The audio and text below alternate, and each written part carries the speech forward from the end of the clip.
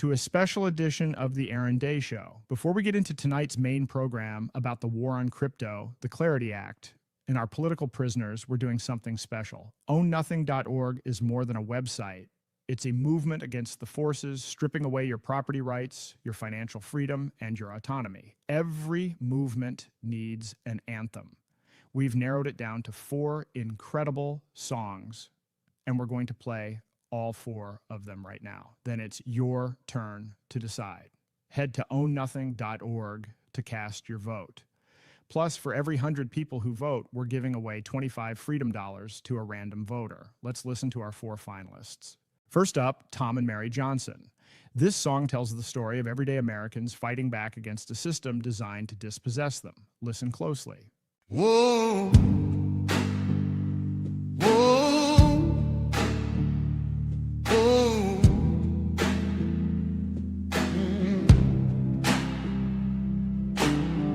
Tom and Mary Johnson, Maple Street's in 99. He's at the kitchen table, 6 a.m., the screen's blue light.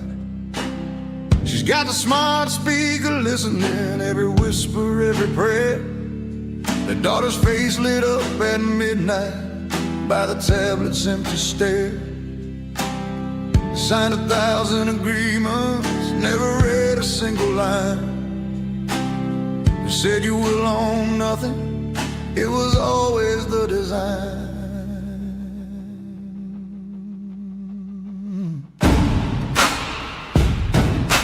Tom checked his retirement, thought he had it saved away, but he's just holding IOUs. The banks get paid first winter break. He bought the coin that promised him would set his family free, but every transaction on the chain was there for all to see. Mary got the diagnosis, found her records had been sold. They want us to own nothing, not our health, our wealth, our soul. Then one night at the kitchen table, hands around the coffee cups, Tom looked at Mary and Mary looked at Tom, and both said, that's enough. We'll own nothing but our freedom. Well, and where they cannot see, we'll own nothing but tomorrow. Wallet to wallet, finally free. They said we'll own nothing. Well, we'll own our destiny. We found another way.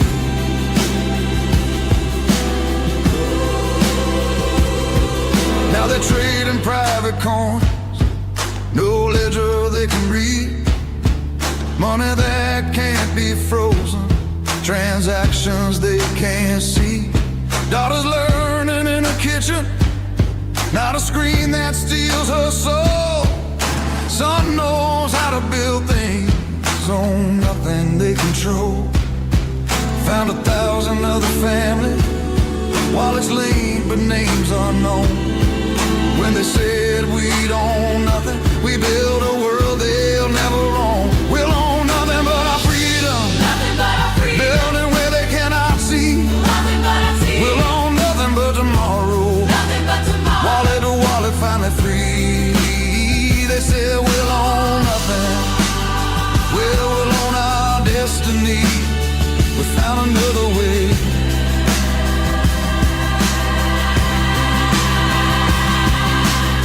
If you already own nothing, what you got to lose?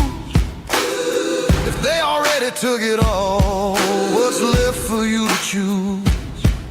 You can sit and wait for permission, or you can finally move. Oh, nothing, then build everything. We got nothing left to lose. We'll own nothing but our freedom, building where they cannot see. We'll own nothing but tomorrow. Wallet to wallet, finally free. They said we'll own nothing. Well, we'll own our destiny.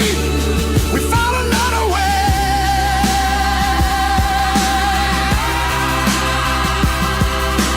Tom and Mary Johnson, they don't own a thing they say, but They got nothing left to lose now. Come and build another way.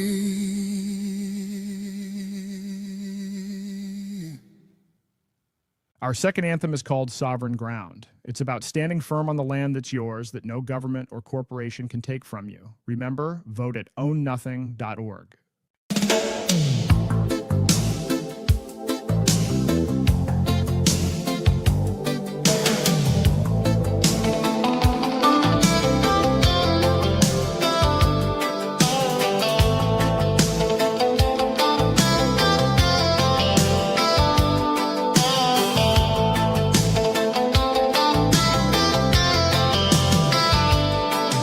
Every click you make, every form you sign, every cent you take, they're watching all the time.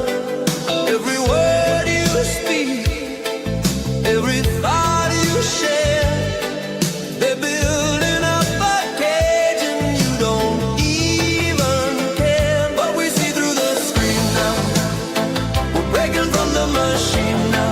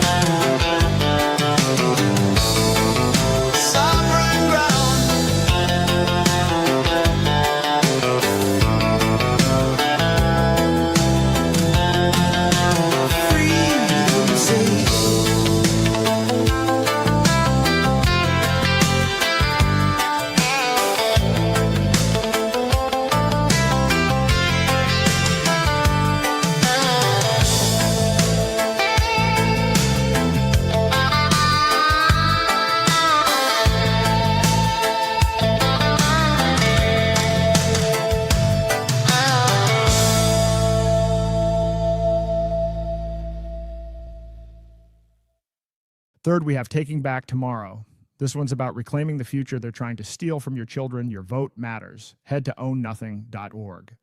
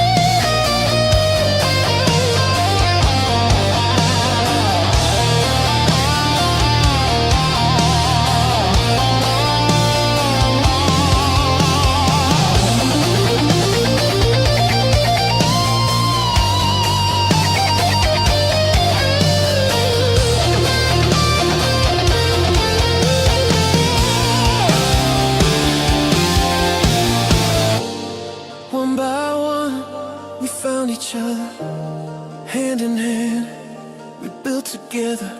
They can freeze our money, they can shut the doors, but they can't break the spirit of what we're fighting for.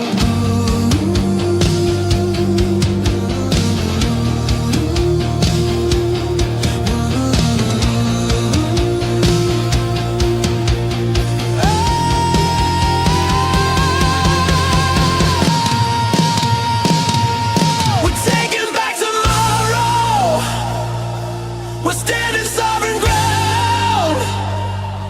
We're building in the ashes of a world that let us down. They said we'd own nothing, we'd forget what freedom means, but we're the ones still standing, we're the ones still dreaming.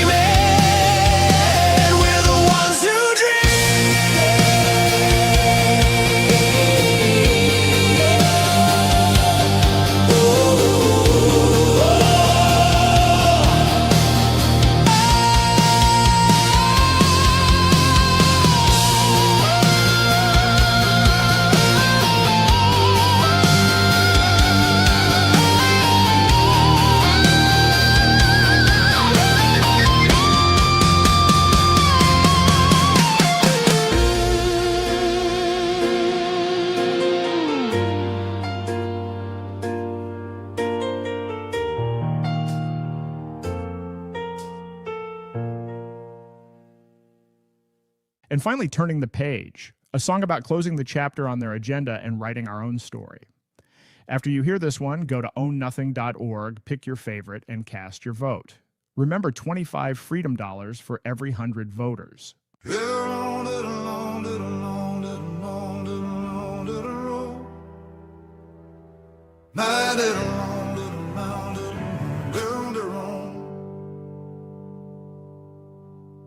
Woke up this morning, phone already in my hand, scrolling through the feed before my feet hit the land. Sign away my data, never read a single word, gave them all my hours, every word. Something stirring in the cities and the town, sleepers are awakening, the program's breaking down. We're taking back our time, we're taking back our minds, we're building something new while their system falls behind.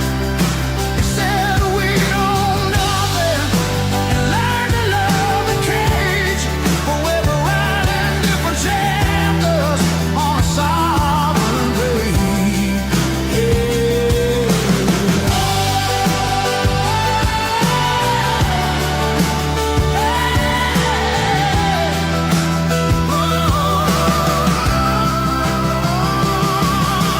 Money isn't money, it's a chain around our wrists, programmable permission slips they give us to exist.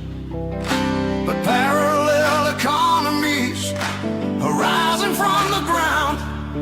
When the old world starts to crumble, that's when we'll be found. The architects of capture never saw us coming through. A million little exits, and we're building something new. We're taking back our time, we're taking back our minds, we're building something new while their system falls behind. They said we own nothing and learn to love the cage, but we're writing different chapters on a sovereign page. They own the screens but not our eyes, they own the feed but not the skies. They build a world of ones and zeros, but we're flesh and blood and sovereign heroes. We're taking back our time, we're taking back our minds,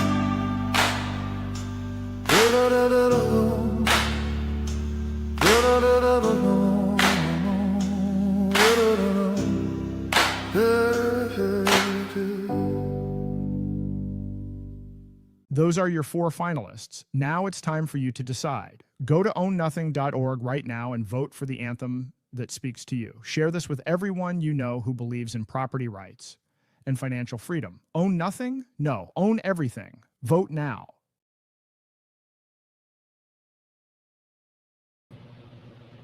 Welcome back to the Aaron Day Show. This is season 3, episode 5. So if you have been listening from the very beginning, you know that we're playing the 4 finalist songs for the anthem for ownnothing.org. So I encourage you to go to ownnothing.org and vote. We're going to pick the winner, you're going to pick the winner before next week's episode. So next week, I'm going to actually launch ownnothing.org. So the kind of version 1.0, it's the first one. As you know, I've been working on 6 different sites. This is the first site that we're going to officially launch. I'm getting them all ready for launch with this above phone that we're going to be doing, but it doesn't make sense to launch and do kind of a rollout of all 6 sites at once. So we're going to roll them out once a week for 6 weeks. And, you know, as you go through the process, you'll see how they're all interconnected. And actually, importantly, so given everything that's going on with the Genius Act and the Clarity Act, it kind of occurred to me during the summer of last year that we have to hyper accelerate building the exits. I mean, we talk about exit and build, but to just say that is kind of a difficult thing for people to grasp. People need to actually have steps to know what to do, and people need tools to be able to connect. There are a lot of people working on parallel solutions, but they're all over the place. A lot of these local solutions are local, which I'm trying to encourage people to open that up, because frankly, it's very difficult to get enough people in a geographic location to be able to sustain and build a parallel solution. And there's no reason to limit some of these things geographically. So Own Nothing is actually going to be the most important site, because it is a site that allows you to assess how sovereign you currently are in terms of, you know, to what extent do you even control your own attention? To what extent do you own your own money? Do you own your own health or information about your health? Do you own your food? So on and so forth. And so basically what it allows you to do is go through and take a series of surveys, and, you know, it kind of gives you a score, but more importantly, based on that score, it gives you steps and links to resources that you can do to improve your sovereignty. So this is why I think it's the most important thing. What I've found is that a lot of people aren't even aware of how little sovereignty they have. I've mentioned many times this idea that we already not only own nothing, but that in many respects, America 1.0 is over, which is definitely the case when you look at Real ID, which is digital ID, the Genius Act, which is backdoor CBDC, and now the Clarity Act that cleared another hurdle today in the Senate Agriculture Committee. We're basically looking at a situation where they're actively tokenizing literally everything we own, not just money, and they are putting it in under the control of basically central planners who can shut off our access to these things, and then are building AI surveillance systems to make sure that we comply with the behavior that they're looking for, or we will lose access to those assets. And so this is what I have been fighting against, I should say, for the last 3 or 4 years. And what I thought was something that was off on the horizon, something that would happen by 2030, is actually happening right now. We're almost out of time. So I'm launching these sites as the solution. It just so happens the Clarity Act is going on right now. So we're also actively trying to raise immediate awareness around this, because almost no one knows about this bill.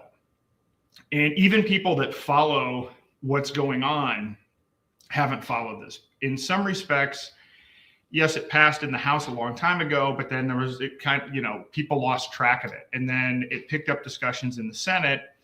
but there are a lot of other things going on. I mean, we have, pick a new crisis each day. So all of a sudden we get a bill out of the Senate Finance Committee, 278-page bill, they drop it, boom, even the people voting on it, the legislators only get 24 hours to read it. Then a couple of days later, they announce a different bill out of the Agriculture Committee. So this stuff is only like a week old or a week and a half old. So, and then what I've found in studying this is almost no one discusses the negative aspects of this. The crypto media is completely captured. Most of the major crypto publications are actually owned by crypto firms that benefit from the legislation. I talked about this last week.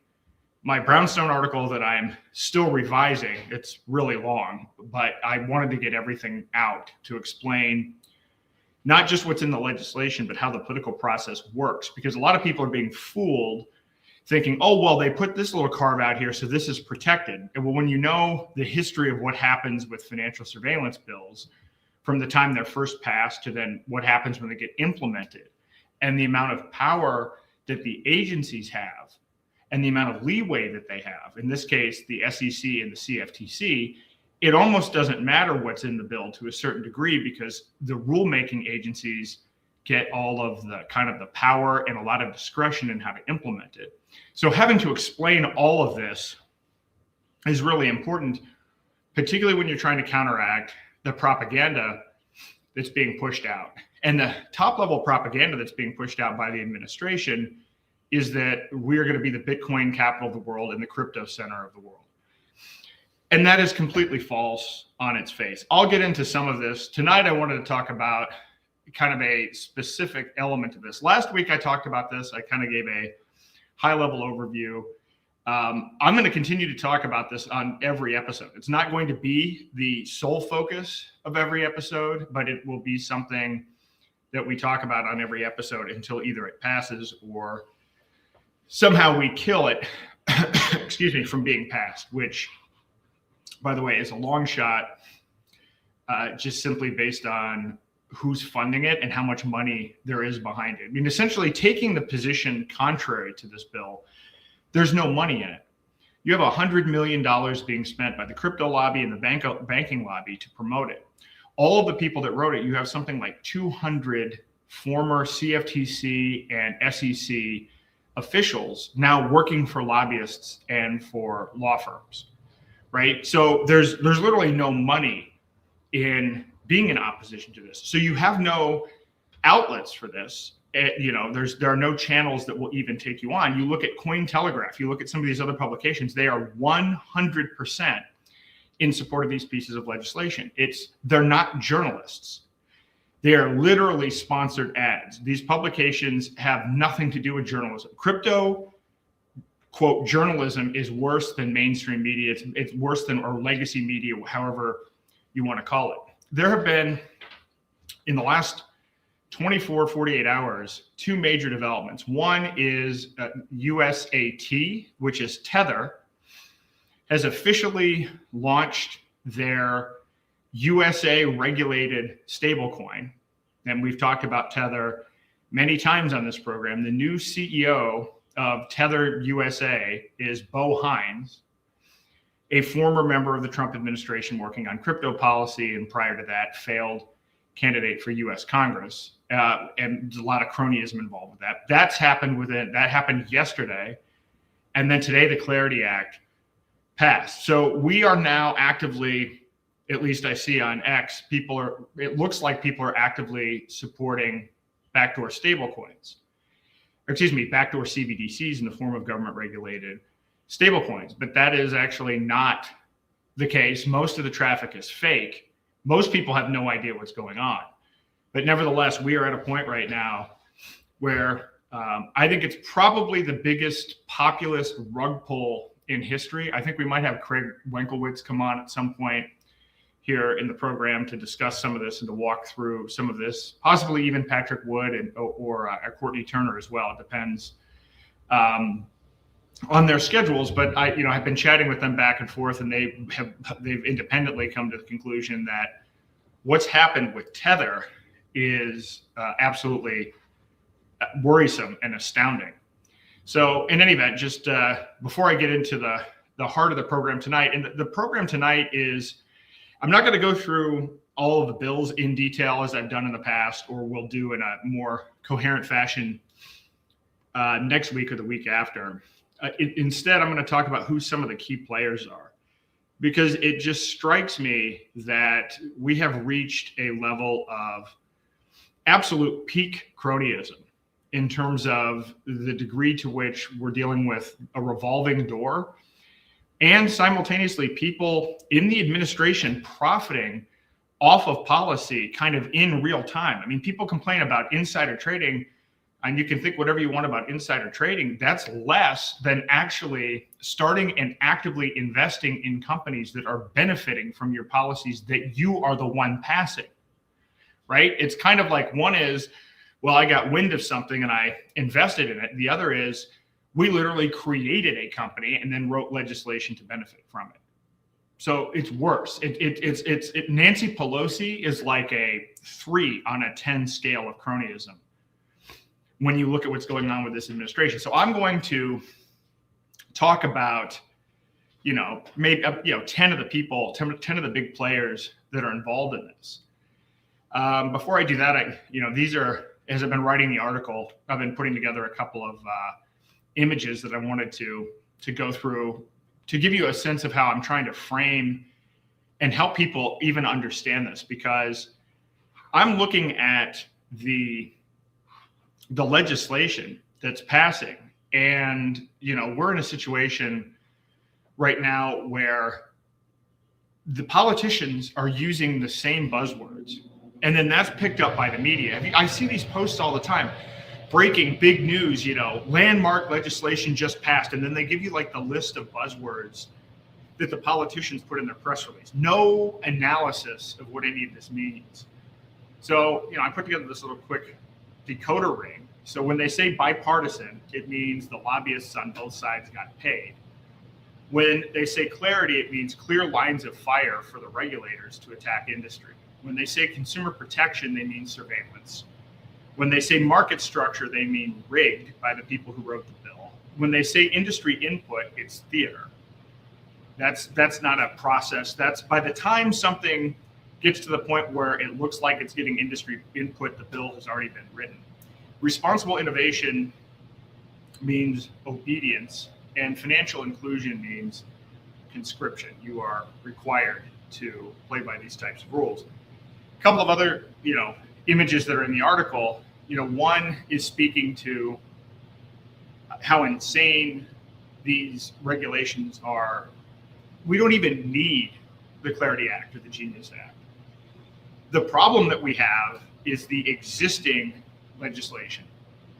So we need to be repealing the existing legislation, not adding new legislation. We don't need market structure. They're putting in the market structure as a way to say, hey, listen, we have these rules that already are not effective and don't solve the problem that they're stating to solve. Now we have this new technology called tokenization, where you can digitize things and make it trackable and programmable.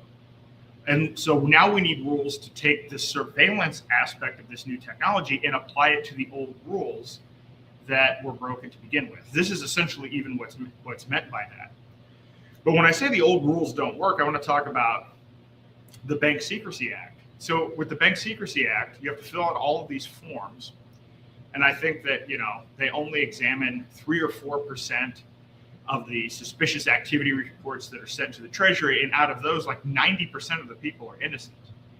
So like you're talking about like a fraction of a percent of bad activity might be caught through this entire thing. It's mostly victims. It's mostly cost.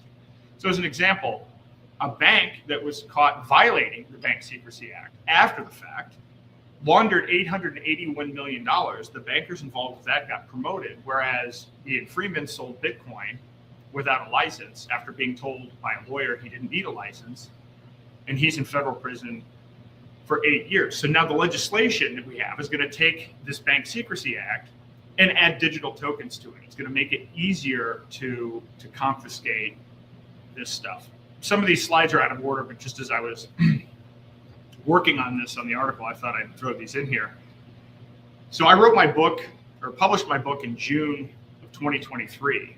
And just to remind everyone, the whole point of the book was to warn people that fiat is collapsing, CBDCs are a threat, and that CBDCs are an extension of fiat currency. So what I have been saying the entire time is if you want to stop CBDC level surveillance and tyranny, you need to exit the dollar. Well, so since that time, based on today's prices, if you followed my advice, what the title of the book was, The Final Countdown, Crypto, Gold, Silver, and the People's Last Stand Against Tyranny by Central Bank Digital Currencies. Well, if you followed my advice from that time, silver's up 397%, Zeno's up 394%, Monero's up 219%, and gold is up 180%. So again, my core thesis that all fiat currencies collapse, but in this particular case, because then people get into this argument of, well, which fiat currency are we going to pick next? Even though when you look at it, they're all going to fail anyway. That what I've been warning people about is, unlike other collapses, they are going out of their way to already build what's next when things collapse. And so people ask me all the time, when is this going to collapse? And I say that it's not so much that it's going to kind of collapse on its own. It's more of a controlled demolition. So I will tell you when it will collapse. It will collapse when the Genius Act and the Clarity Act are fully implemented, and when they are able to take digital control of everyone's assets, and in a controlled demolition offer people, hey, you either take UBI, take this new system that we have, take this tokenization of all of your assets. We're going to take all of your assets, but we're going to give you universal basic income or universal high income or whatever it is. This is the infrastructure that's being built. This Clarity Act will ultimately include not only tokenizing stocks, bonds, oil and gas, gold, silver, the whole agricultural supply chain, real estate, but they're building into this the idea of even tokenizing and selling off the national assets of the United States. This is what the Sovereign Wealth Fund is all about, and Howard Lutnik's firm, Cantor Fitzgerald, is involved in that. And so again, as I said before, the issue, we don't need market structure. Markets work fine. Markets have flourished for thousands of years without a Senate Finance Committee. And the Bank Secrecy Act really highlights this. $61 billion a year in compliance costs. They catch about 0.44% of the people involved. 95% of the innocent are harassed. And people that go through these suspicious activity reports and they get flagged, they get basically put on a list, and then they have a difficult time getting access to banking services. They did nothing wrong. It was flagged, and yet it goes through this kind of bureaucratic maze. I want to say something else related to the Genius Act. I've mentioned in the past that one of the reasons that the Genius Act was passed was to force stablecoin issuers to back their stablecoins with U.S. Treasuries. And initially, Treasury Secretary Bissett said that they believe they'll be able to sell at least $2 trillion worth of treasuries. He's now upped that to $3 trillion worth of treasuries. So when you use USAT, when you use USDC, when you use these government-regulated stablecoins, you are funding predator drones. You're funding NSA server farms, the militarization of the police, the surveillance of all of your financial transactions, CIA black sites, tanks, social credit scores, and the surveillance state. This is what happens when you use stablecoins. By the way, it's also what happens when you use the dollar itself, which is why I've been encouraging those who say, well, we should start using cash. If you are using fiat currency in any form, you are funding the things that you are likely complaining about. You're funding both sides of whatever's going on in Minneapolis. Whether you like it or not, and whichever side you're on, you're funding both sides of it by merely using the dollar. And now they're literally using misunderstood hype about crypto.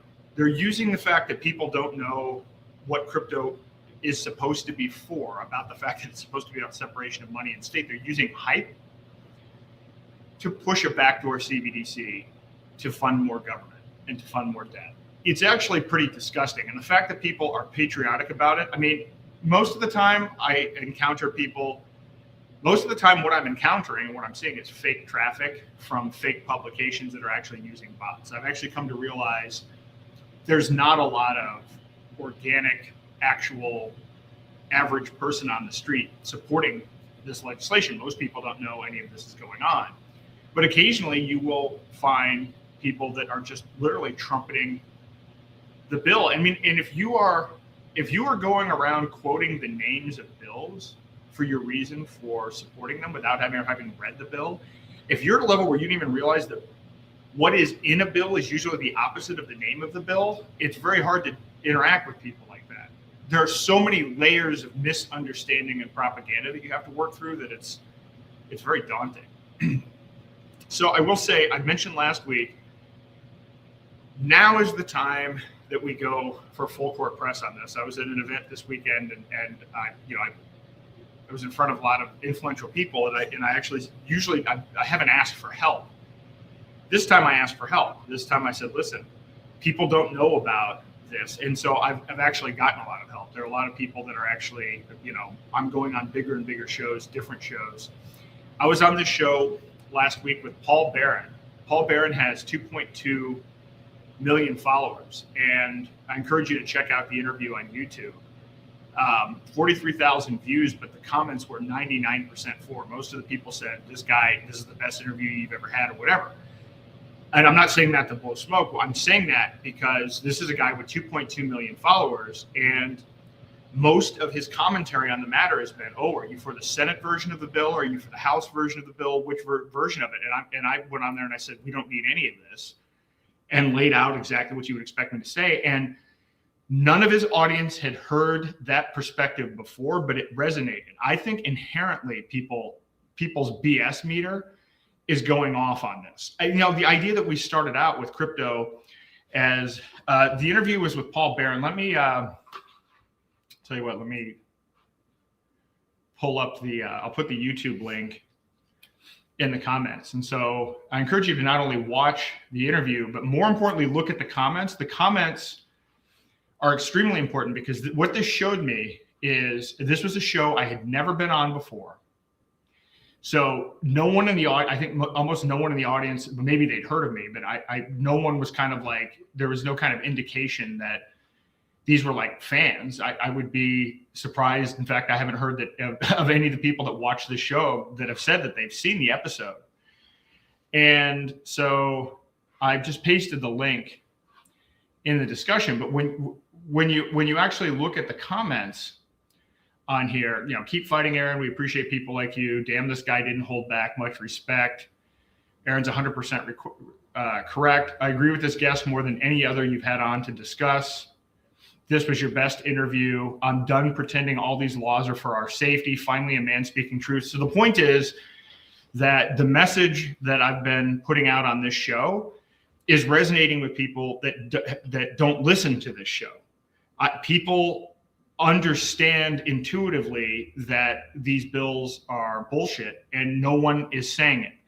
They've not heard anyone speak the truth about these bills. And I think I got on there. I'm grateful for the person that booked this show.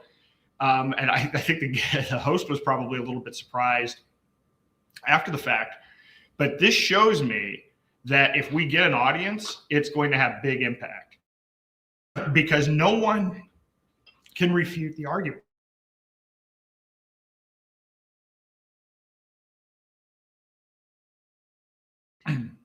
Excuse me, no one can refute the arguments. No one has actually heard a discussion of the history of financial surveillance regulation. No one has talked about the Bank Secrecy Act. No one has talked about the process. No one has talked about who wrote these specific bills, who the lobbyists are. I mean, I've outlined all of it, and I've put it on day2026.com. Go to the bills section. And this is one of the things that I'm doing as part of the potential campaign is I'm analyzing these bills based on technocracy, based on what they do for the surveillance state. And no one's done that. You're finding just surface level stuff. To me, when I see somebody like Cynthia Lummis push the Genius Act, my question is, and that she sponsored the bill, My question is, who wrote the Genius Act? Because she certainly didn't. I've spoken with her before. I doubt she's ever done a peer-to-peer transaction. There's no way she wrote the Genius Act. Well, if you dig enough and you go through the lobbyists and everything else, you find out, okay, Coin Center wrote that bill. You can find out from public information and piece this together. And by the time you diagram who the lobbyists are, who the trade groups are, and everything else, you can figure out directly who the beneficiaries are of the bill. And I can assure you this, there is no one at the table that put any input into the bill that is concerned about privacy or about the individual consumer. There isn't a constituent being represented at the table. Some of these lobbyists and lawyers get paid $2,000 an hour. So if you're working on a DeFi protocol or an open source privacy coin project, how are you even, you can't even afford to have a seat at the table. Literally hiring a lobbyist to work on the bill might be the equivalent of your, half of your entire R&D budget for an entire year. So this is what we're up against. So when people try to act like there are people putting in safeguards here, it's impossible. There isn't anyone at the table even representing that interest. So again, when somebody says market structure for who? It's for the people at the table. It's the people that are actually drafting the bill, and it's none of us. Likewise, where are you going to hear about this? CNBC is not going to have me on to discuss this. Not that I've reached out to them, but the reason they're not going to have me on is that their advertisers are Fidelity, BlackRock, all of the beneficiaries of this bill, Coinbase. I don't have anything to offer CNBC except the truth. They have no interest in the truth. Their business model isn't based on the truth. This is a network that has Jim Cramer on. On what planet should Jim Cramer be on television giving people advice about stocks? Actually, I thought one good thing to do about it with AI would be to analyze all of the transcripts on CNBC and do an analysis of what all of the, build a portfolio of all of the recommendations that have been made by all of the guests that have been on there. Literally no one should listen to CNBC. The entire CNBC, usually CNBC, if you're listening to information on CNBC and you're actually genuinely looking at it for tips, you have to understand you're the exit liquidity for the people that are on there. The people that are on there are dumping and selling their equities or whatever the financial instrument is to you. So that's a good one.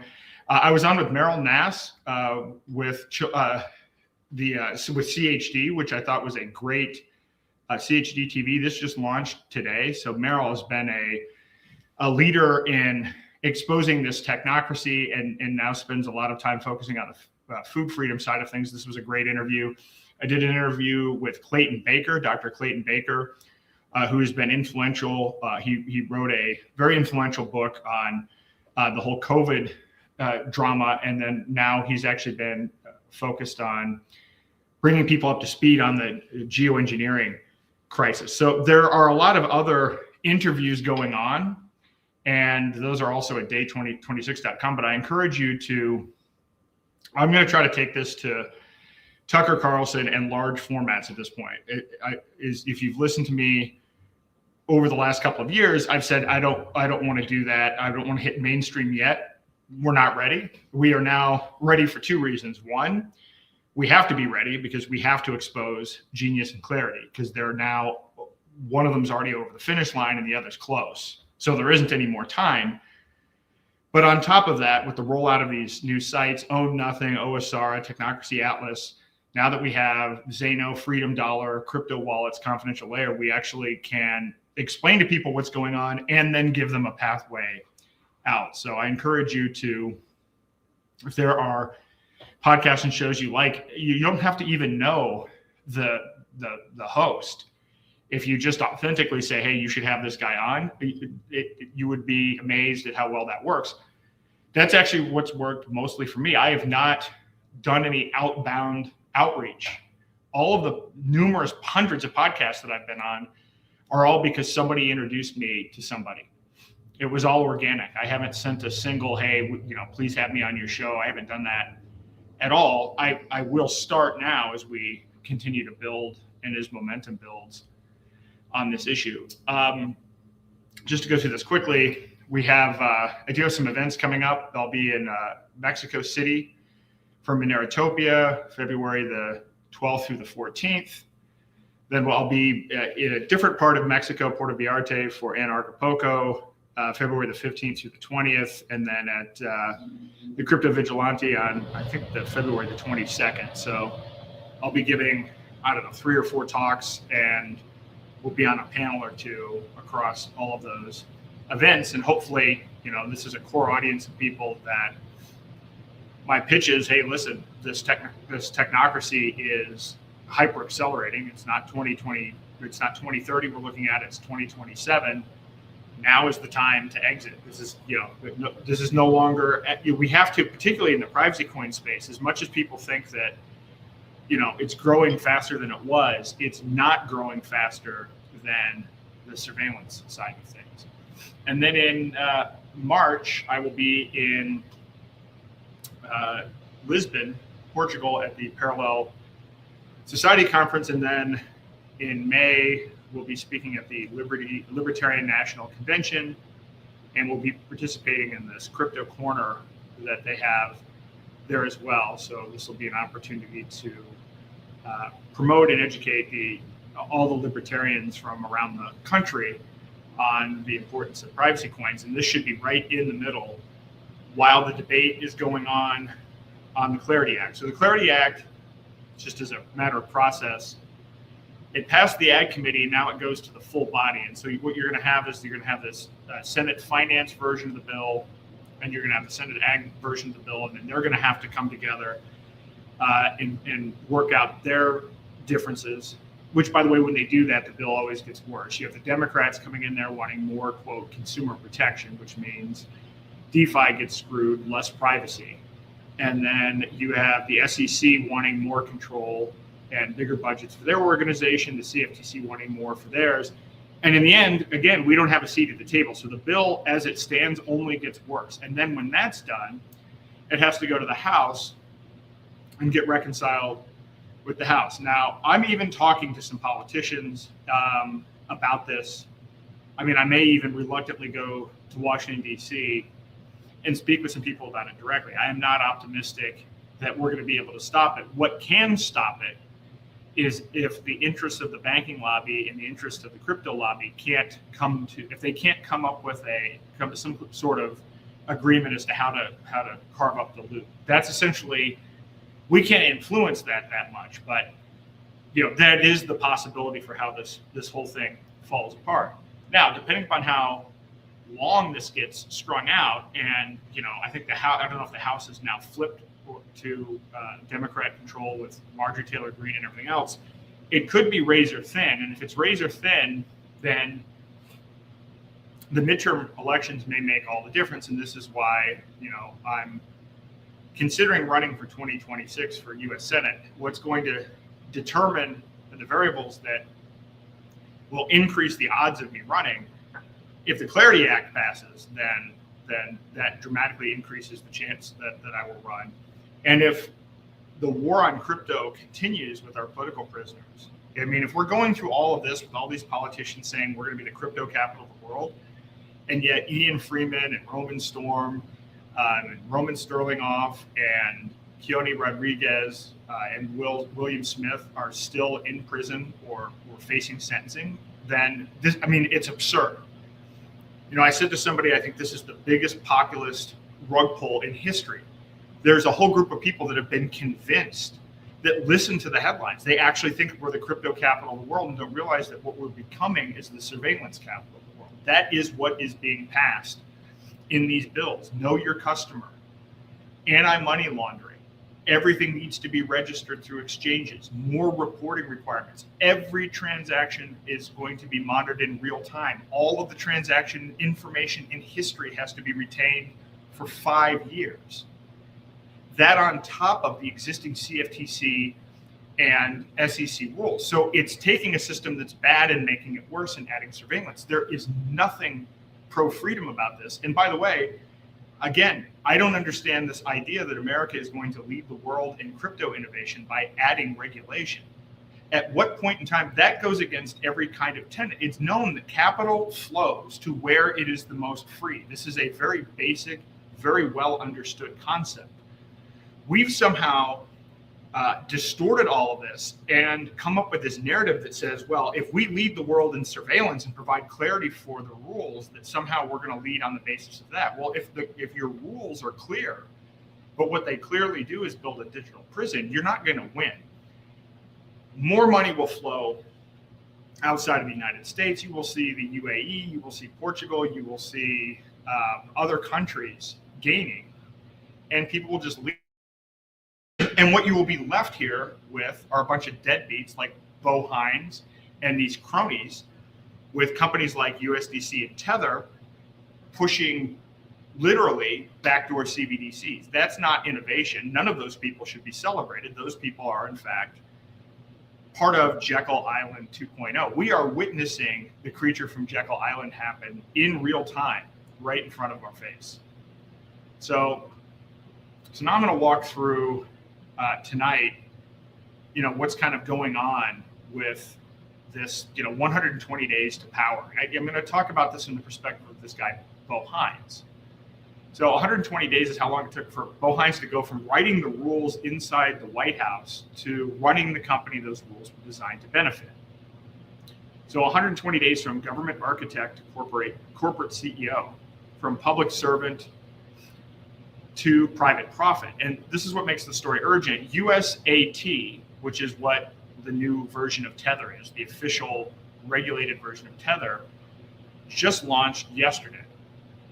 And so the surveillance infrastructure we've been warning about, it's no longer coming. We've actually gone from me warning, I've had articles, I've done several podcasts about the Genius Act. Well, the Genius Act passed, and now it's literally live. And it's live through probably the worst, least ethical company with the closest political ties that you could imagine. It truly is the worst case scenario.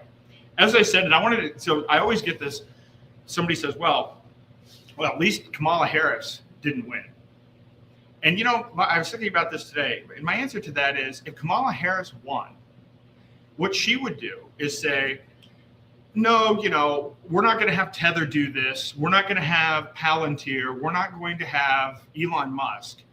We're going to build it ourselves, and we're going to bring in our own DEI team to build this. And so we're going to have our own, from the ground up, diversity-led team. It would have been like the Obamacare portal for Obamacare. It would have been an absolute disaster. It would have never gotten off of the ground. People don't realize that how incompetent she is. That would have actually been a benefit, because they never would have been able to get to the point that we're at now. Where we're at now is we've rammed through Palantir, connected Palantir to our government databases. We've passed Real ID that sat around for 20 years, that states objected to, pushed through in the first 120 days.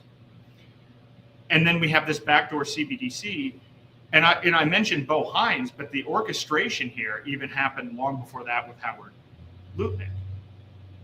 So anyway, this isn't a policy debate. This is about a 29-year-old who failed twice to win a congressional seat, who then got appointed to design federal crypto policy, and then walked straight into the CEO chair of the biggest stablecoin launch in history. So while he was getting promoted and groomed for his golden parachute, real people were getting destroyed. People like Ian Freeman, who, again, I mentioned, sold Bitcoin without a license after being told he didn't need a license. He's in federal prison for 8 years. And, and we have people like Jamie Dimon and JP Morgan Chase. So JP Morgan Chase kept Jeffrey Epstein as a client for years after his first conviction. How much prison time did Jamie Dimon get? Nothing. They paid a $290 million settlement and kept right on operating. So I'm going to walk through how all of this happened, and we're going to talk about who some of the key architects of all of this are. We're going to talk about Jamie Dimon. We're going to talk about Howard Lutnik. We're going to talk about Brian Armstrong, which this is one of the biggest disasters I've seen. Brian Armstrong is the CEO of Coinbase. And a lot of what I saw on the internet, now I realize it's fake, but a lot of people were equating Brian Armstrong to being this hero who was trying to defend crypto for the little guy. He's the largest lobbyist. I think his firm has paid $22 million. They are engaged in this process to lock out their competitors, to create regulatory barriers that make it nearly impossible for a new cryptocurrency exchange to exist. So he's out there at Davos, and people are like, oh yeah, he's giving it to Davos. He's not giving it to Davos. He's there to get a seat at the table. And I'm not speculating on this. This is proof. You can see what's in the legislation. He's not fighting for yield for stable coins. He's not fighting for DeFi. He's fighting to add regulation so that he doesn't have any competition. He is not any different than a banker. He is a banker. So in the end, it's like 2 or 3 crypto companies working with the banking lobby. They're just trying to carve up who gets the biggest piece of the surveillance digital asset space. That is all that this is about.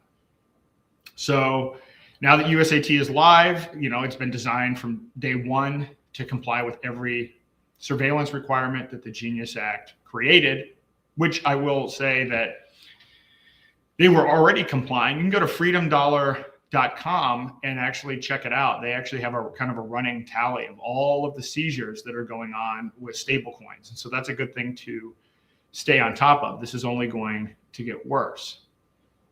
So I'm going to go through each of these architects and kind of describe their role. This isn't all of the architects. This is by no means is that the case, but these are some of the big ones. And I've spoken about this multiple times. I've talked about a lot of these people in the past. I've talked about Howard Lutnik. Howard Lutnik gets worse. Howard Lutnik, when it comes down to this, he is going to be one of, when you think about all of the bad folks at the Creature from Jekyll Island, like I think Howard Lutnik history is going to look back at him as being one of the clear lead architects of this. And he has his fingers in all of this, not only Genius Act and stable coins and managing all the treasuries for Tether, but his firm is also working on the Clarity Act side, the tokenization of real world assets. And then it gets worse than that. We get into a sovereign wealth fund and actually tokenizing the nation's assets and selling those off. And he's involved in that. But before that, we'll talk a bit about Bo Hines. So again, he lost his congressional race. And so then they gave him the key to the U.S. financial surveillance infrastructure. And by the way, I've been in crypto for a long time. So I've been in crypto since 2012. And so have a lot of people that I know. No one has ever heard of Bo Hines. Prior to him getting this appointment, he was never out publicly talking about crypto. He's never been at a crypto conference. This guy he's an absolute nobody. I think he played college football or something, and he has a famous dad or whatever. There's literally nothing about this guy that would indicate that he understands or whatever. He's like Chauncey Gardner from being there. He just stumbled into this thing.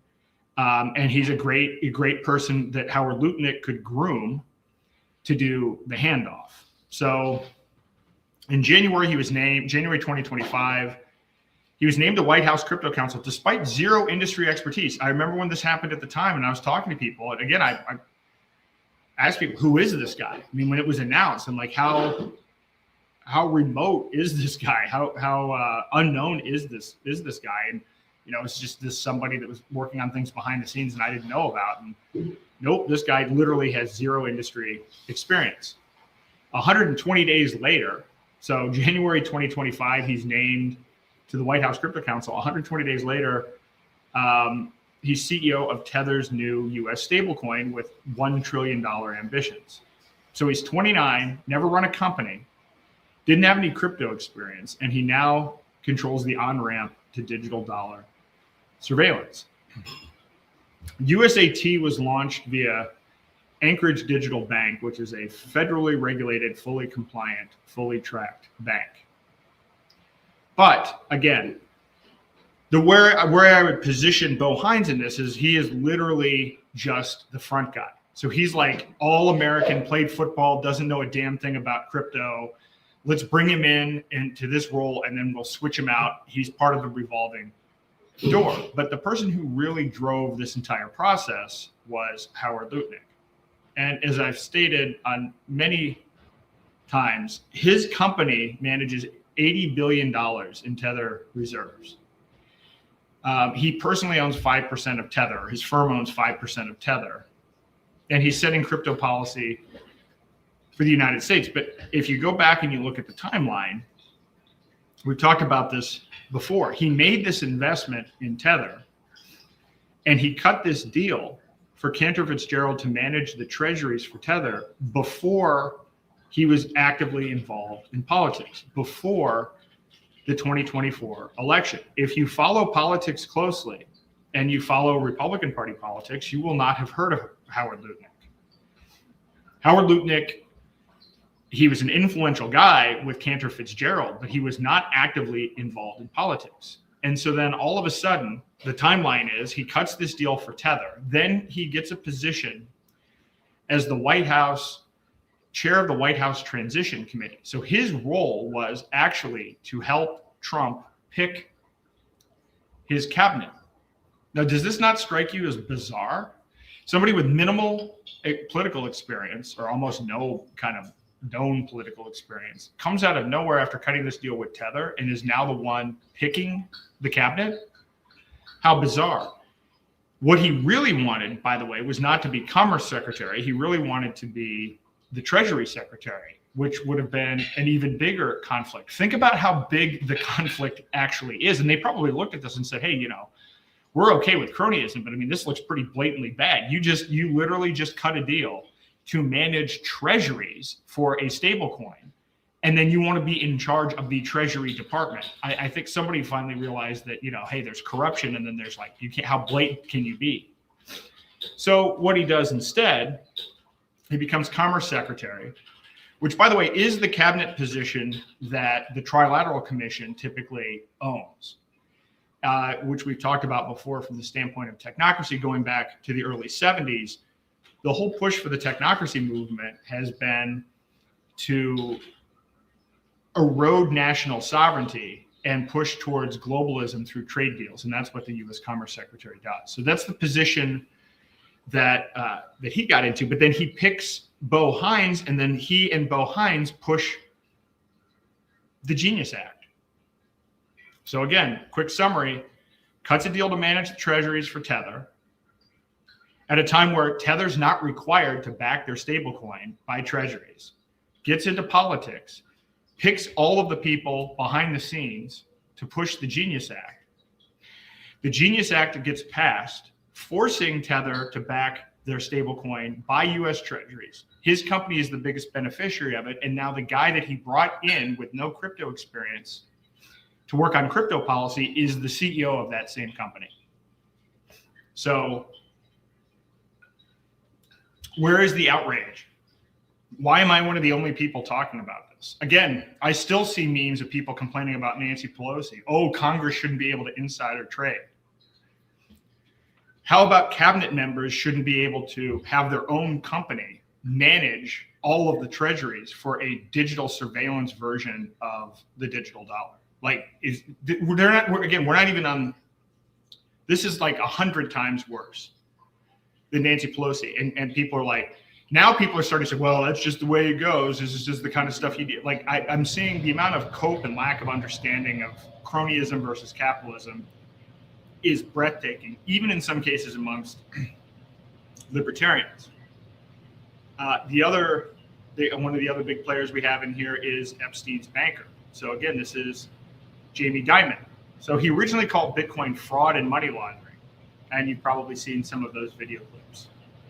His bank kept Jeffrey Epstein as a client for 5 years after his conviction, only had a $290 million settlement, 0 prison time. And again, he's only gotten more powerful to the point where there's a law that states that no one U.S. bank is allowed to hold more than 10% of all U.S. customer deposits, and they've waived that for JP Morgan Chase. So literally there's been nothing stopping him. At no point has his position been in jeopardy. If anything, they've increased in power.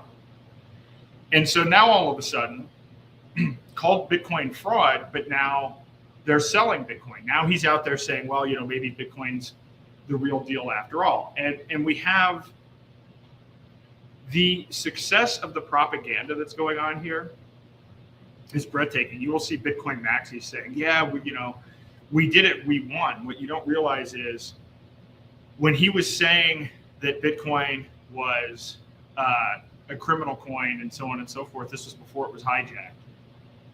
This was when Bitcoin was peer-to-peer digital cash.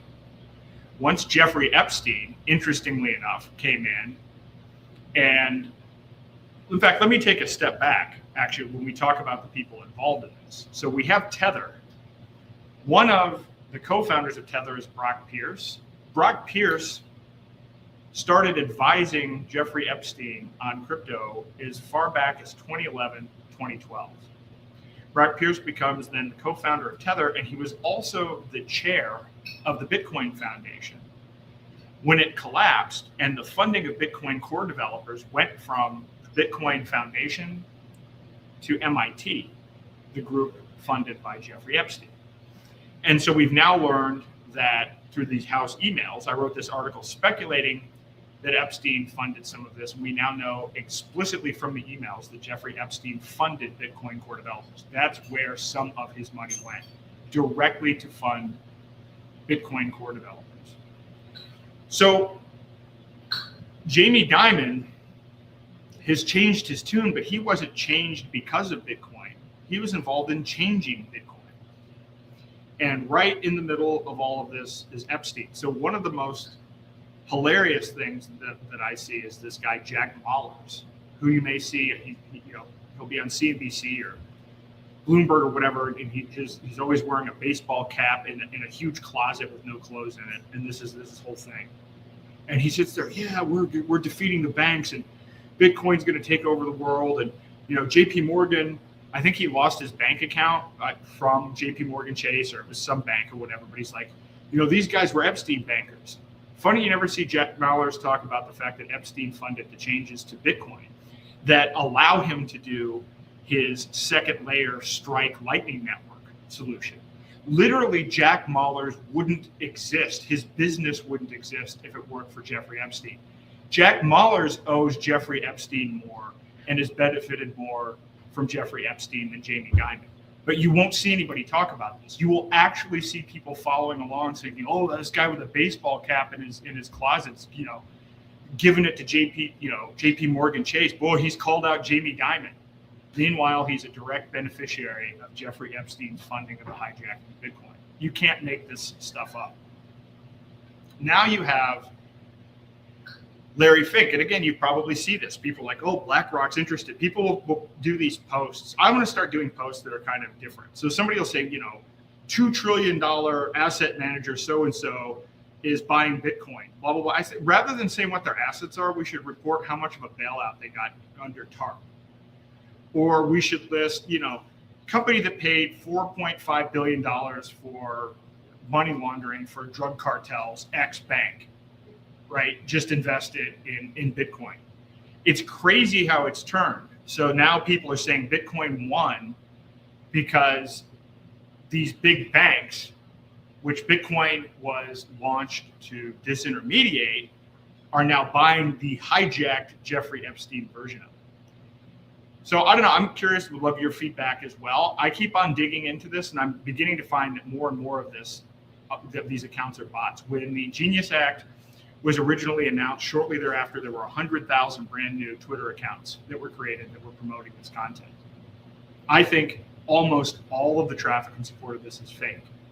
But I'll tell you, it got me pissed off.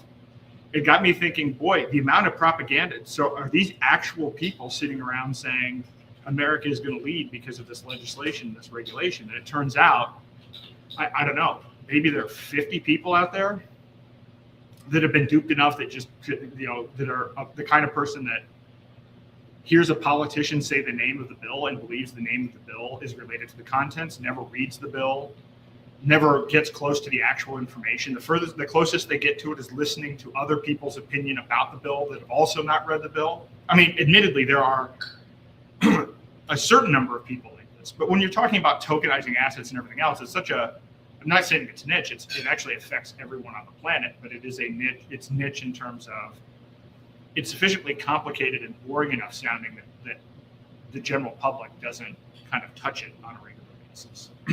So Larry Fink, 2017 calls it an index of money laundering. And by 2024, they're managing $100 billion in Bitcoin ETFs. So, I mean, when the new World Economic Forum co-chair suddenly loves Bitcoin, do you think it's because he's investing in freedom?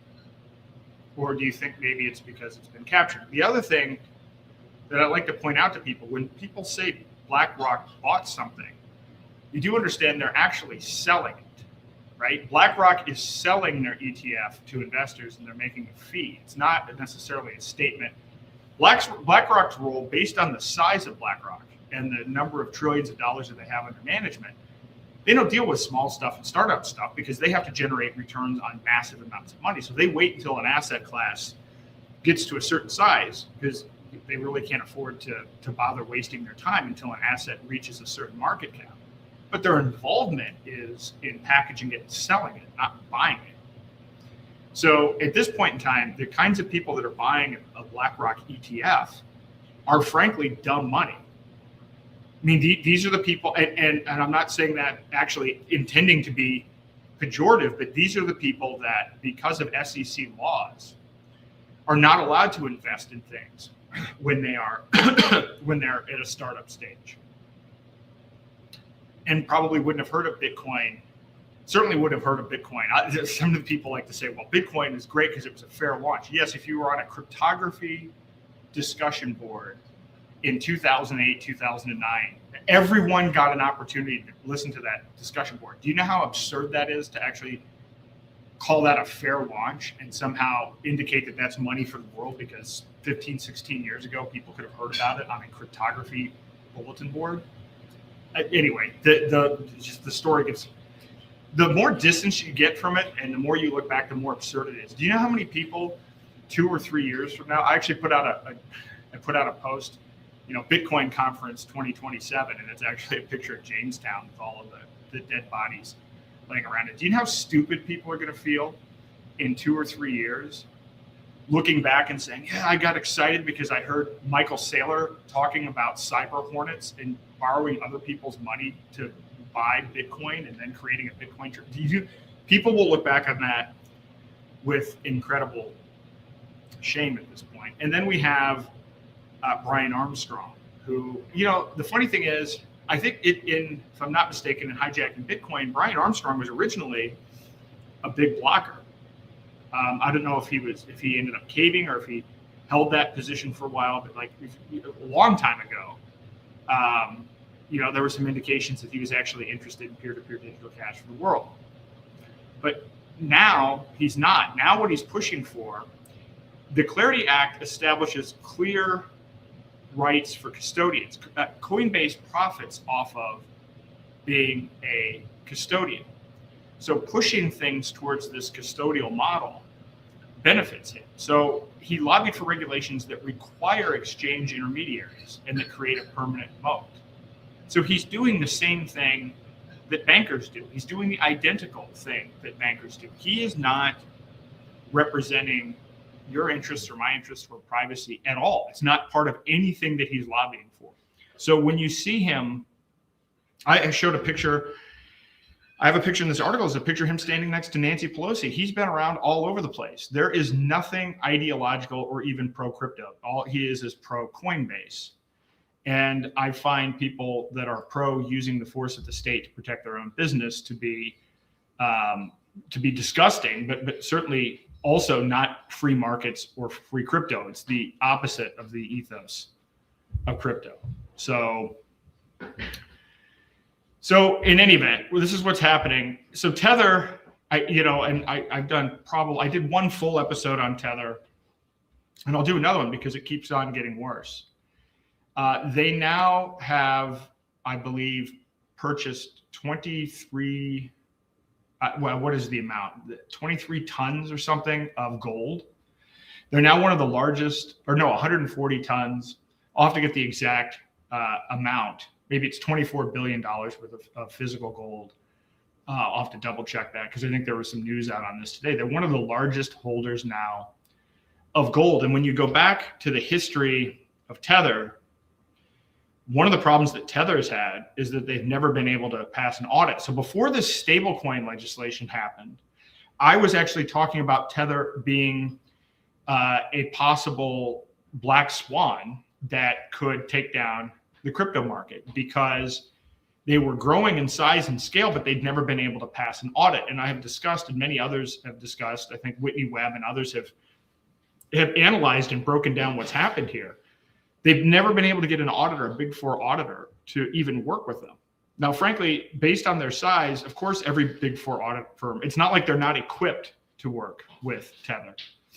Tether has just not been able to pass an audit. And so twice, once by the state of New York and once by the CFTC, they were found to not have the reserves that they claim they had. And then it turns out there's this whole complicated structure where one of the owners of Tether also is the owner of this crypto exchange called Bitfinex.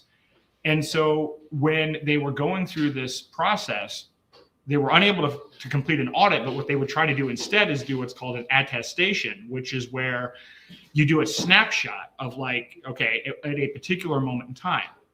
So I might not have a full audit for a quarter, but hey, I can show you, here's kind of like a snapshot of my bank account for today to show you that I have the assets to back up my stablecoin.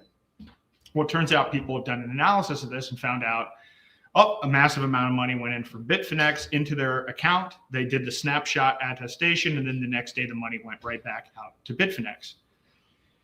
And it was demonstrated by a university in Texas that something like 70% of the price appreciation of Bitcoin in 2017, so again, this 2017 is an important year. The 2017 marker is essentially when Bitcoin was hijacked. And also during this year, you had Tether responsible for up to 70% of the increase in price. Now, I want you to think about this. So we went from, in 2017, the narrative shifted. It's no longer peer-to-peer cash. It's now a store of value. And people believed the store of value argument because the price went up in a big way. And interestingly, what happened was, part of the reason the price went up is people were starting to use it and retailers were starting to accept it. But because they hobbled it and kept it slow and limited the block size, the fees became really high, the processing time was really long, and people stopped using it as money. And then right at that time, all of a sudden, Tether is there pumping the price. It is highly conceivable that the entire reason people think that it's a good store of value was based on Tether printing Tether out of thin air, backed by nothing, and artificially pumping the price. And now Tether took that position, still hasn't passed an audit, cuts a deal with Howard Lutnik, who comes in and says, now Howard Lutnik has said, oh yeah, they have the assets to back it, right? Trust me, bro. Still haven't passed an audit. Then cuts a deal to manage their treasuries exclusively. And then we now have what we have with the Genius Act. So this is potentially the biggest fraud in financial history. And it may be, this is just my opinion, but this may be the reason Bitcoin even pumped. It may be the reason people thought Bitcoin was a store of value. And then that led to this cycle of back and forth with Bitcoin and Tether to give Tether kind of an artificial bump of and kind of artificially inflate even the usage statistics of Tether. Who knows how much of the buying activity back and forth between Tether and Bitcoin is fake? If the company that has invested in Tether also controls the exchange and they control both sides of the equation, who knows how much of that volume is real? So this entire thing may have been constructed. This may be just a gigantic shell game. And now at the end of it, you have a person that was architecting the White House crypto strategy as the CEO of the company, and you have the Commerce Secretary as the biggest beneficiary through Cantor Fitzgerald. And now it's what I warned it might be. I can tell you there are people that before the election, I said, hey, maybe we should get to Trump and tell him that this Tether thing could be a scam. And I was told, oh, he's not going to be interested in this because he's promoting this pro-crypto strategy and this pro-crypto agenda. Now I would make the argument that Tether is too big to fail. It's too big to fail because what I just told you is so absurd and it's so blatantly fraudulent that no one will want to take responsibility for it. They will cover it up and bail it out before they let you know the truth. And by the way, it doesn't take a real sleuth to figure this out. You can run checks. You can do quick checks on the people that founded Tether. And I encourage you to do this on your own. You will find that this is not, there's a reason that this company couldn't get an audit done.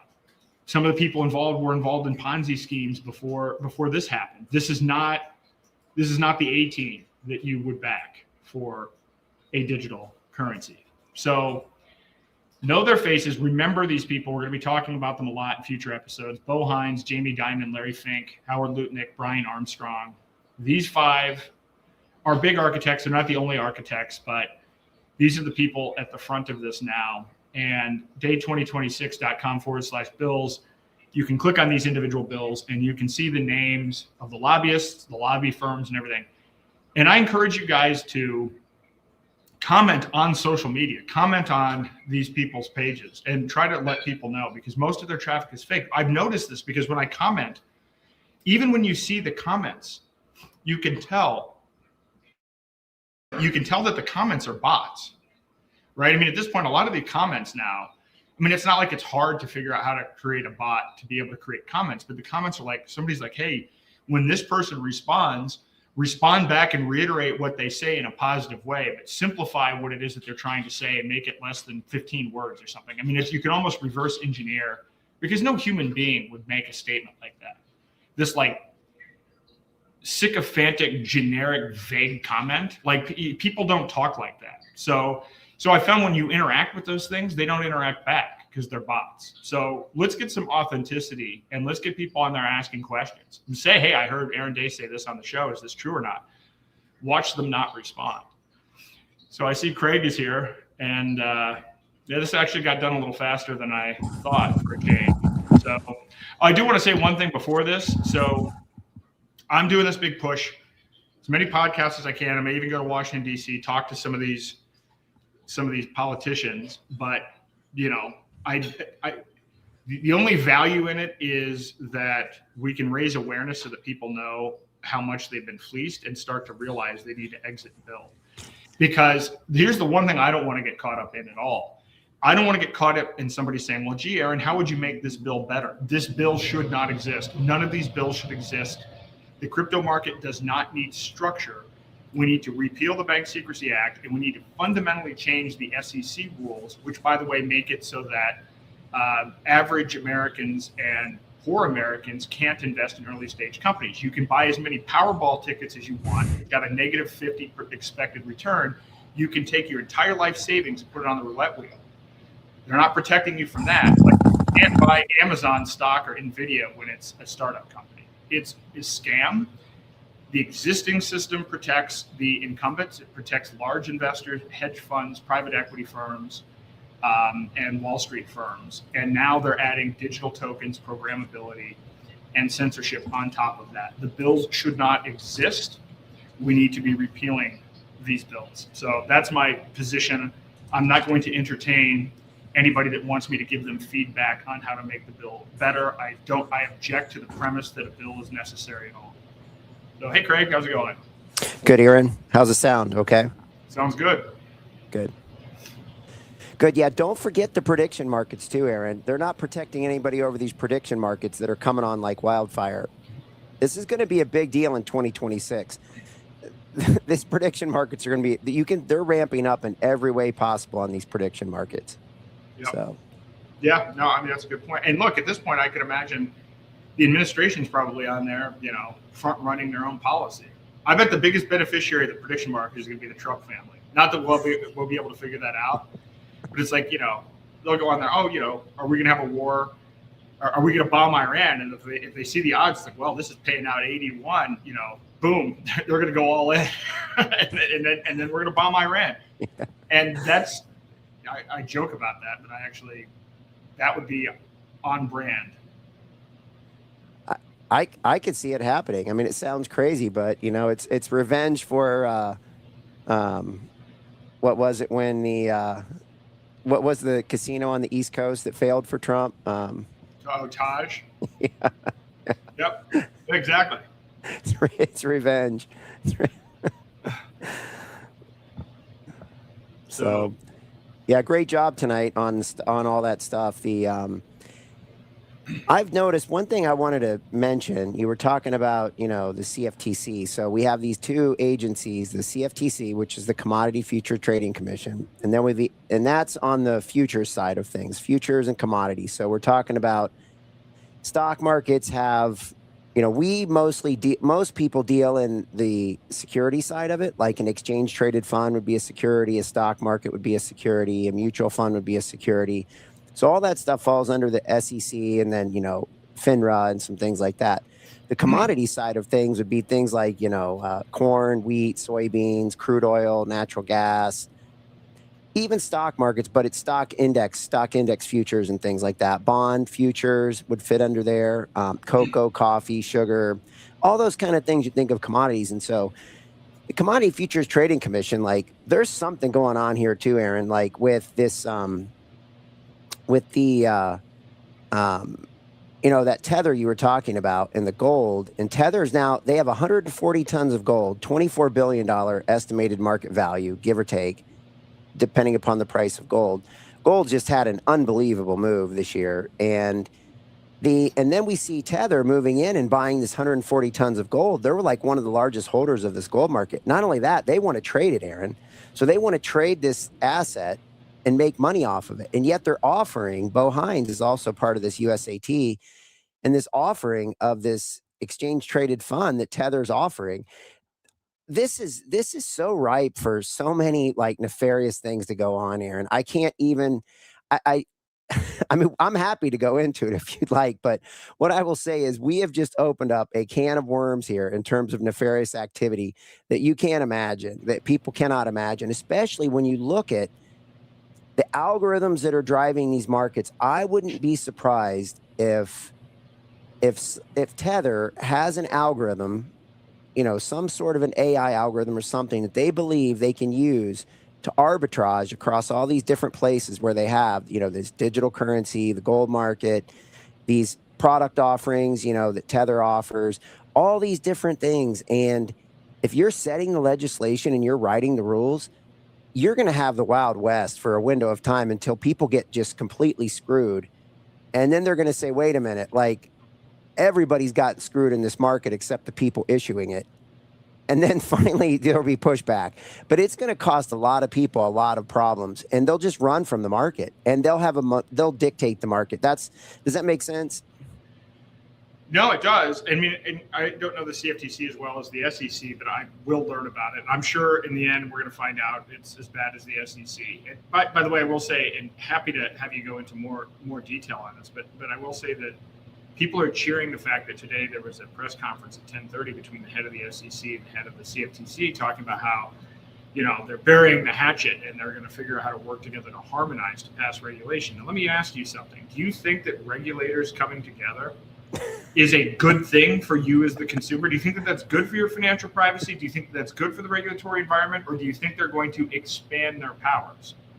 Just this is the amount of naivete. Again, I'm at this balancing point of, now I'm going to start calling people out. Now I'm starting to do it today. Every time I see a crypto publication put out a tweet, and they always have here's the icon of an explosion and breaking news or whatever. They follow the same template or whatever. And I'm I'm going to find out who their owners are, and I'm going to just start retweeting and commenting who owns them and what their vested interest is, because they make the legacy media look like completely objective. There's nothing legitimate about crypto media, and whatever. I think people should be able to say whatever they want, but the fact that there's no disclosure And you know what? It's fine that there's no disclosure, but then now it's up to us to speak up about it. Digital Currency Group owns one of these publications, or possibly more than one of these publications, and they have their fingers in everything. And Barry Silbert's involved in this. He's got SEC battles and everything else, and so their publications are all pro Genius Act. I mean, I did an analysis. They're literally 100% for these bills, and for the longest time, I'm like, how could a crypto publication not even address the surveillance aspects of this? And now I've answered the question. So I'm going to start picking apart the crypto media one by one. And I'm going to encourage people to comment on this, because we need to disrupt this flow of fake journalism and bots. And one way we might be able to defeat this, and here's how I don't want to defeat it. I don't want to defeat it by using bots. I'm not proposing, nor would I participate in that. Let's fight back with authenticity. Let's ask questions. You may hear me say something and say, hey, maybe I'm right, maybe I'm wrong, maybe you don't think I'm right. Ask them. Let's try to get a response.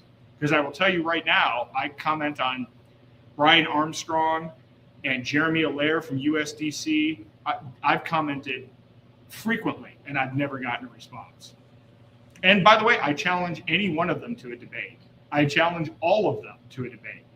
Bring Brian Armstrong and Jeremy Allaire, and bring the Ag Committee Boozman, bring Cory Booker on, bring all of them on. Let's have a conversation about this, because all I hear are these political propaganda statements about clear rules of the road and all this other stuff. I don't think any of these senators understand a thing about any of this. Well, it reminds me of the tobacco industry, right, Aaron? I mean, just think of it, just to keep it simple, you have tobacco, right? People were smoking tobacco for centuries. And then they start putting things in there that are addictive, and people don't know it, right? And all of a sudden, people are getting addicted to cigarettes and tobacco. And it wasn't the tobacco, it's all the stuff that got pushed into the cigarettes and tobacco. And I think that relates to this, because there was no pushback until people got hurt and addicted, and people realized there's no pushback on this because there's no opposition right now. This whole industry is being paved and controlled and reported on by the same people, that are funding the magazines, like you were saying at the beginning. I mean, there is no opposition. You're it. Yeah. Right? Is there anybody else out there that you know of, Aaron, that's talking about this and saying, like, this is not good? I mean, I don't know of anybody else out there who, one, has your knowledge and has been around this long enough, but who has the guts to come out and talk about this stuff, and who has also the ability to research it and study it and call it out. And that's what I think is going on. I just don't think there is any opposition right now. And so and here's what's the other thing, is that it's so hard when you're, as this legislation is being pushed out there right now, it's hard to figure out what's actually happening. So you have to have a predictive nature to your mindset. Where are they going with this? You have to see Howard Lutnik and Bo Hines. You and I talked about this. When Bo Hines left the administration, we said, where is he going to pop up? Remember, we laughed and we joked up. And we laughed and we said, he's going to pop up. And sure enough. So that's the predictive characteristic of this. You see these guys coming into the CFTC, out into the private industry, back and forth, right? It's a revolving door. And we know this. People who have followed politics have seen this revolving door between Washington, D.C. And the problem is that this is so formational right now, and nobody understands it. There's no opposition. And so they are running full speed, Aaron, full speed ahead, convoy coming down the highway at 100 miles an hour, and there's nobody stepping in their way. That's how I see it. No one. And I will say I'm grateful. So, I was at a Brownstone event, I actually, in front of a whole bunch of people, and I said, listen, I need your help. I mean, I don't usually, I've been talking about this stuff for a long time, but I was aware enough to know that I was talking about it at a point where it was too soon. Like people won't engage in it until it's, in the zone. I mean, I have 7,000 word articles that are 2 years old about tokenization. No one knew what tokenization was. And I'd write these things and I'd try to explain what it is and everything else. And so people kind of glazed over. And now it's one of the two top points at Davos. And now we're now at the end game of this. And so the Brownstone Institute has been supportive, as are people affiliated with the Brownstone Institute. I did a interview with Meryl Nass at Children's Defense that went up today. I did an interview with Dr. Clayton Baker. I'm doing an interview with Brownstone, which now has a podcast. I'm putting my article out at Brownstone. I've talked to some other pretty influential people, and I've got 5 or 6 different paths to try to get out of Tucker Carlson. People do get it, but the thing about the Clarity Act is it just popped up. Yes, it was in the House a long time ago, but then there's been this delay period, and then all of a sudden there's nothing, and then they pop out a bill, a 278-page bill, and they give the members 24 hours to read it, and then like 2 days later, something comes out of the ag thing, similar deal, 178-page paper, whatever it is, and people only get 24 hours to read it. Well, the problem is, so literally who could know about this? Somebody would actually have to read these bills. And tokenization has been a hot topic for me, because in the same way that I was interested in Bitcoin early, and the reason that I was interested in Bitcoin early was because of the concept of separating money and state,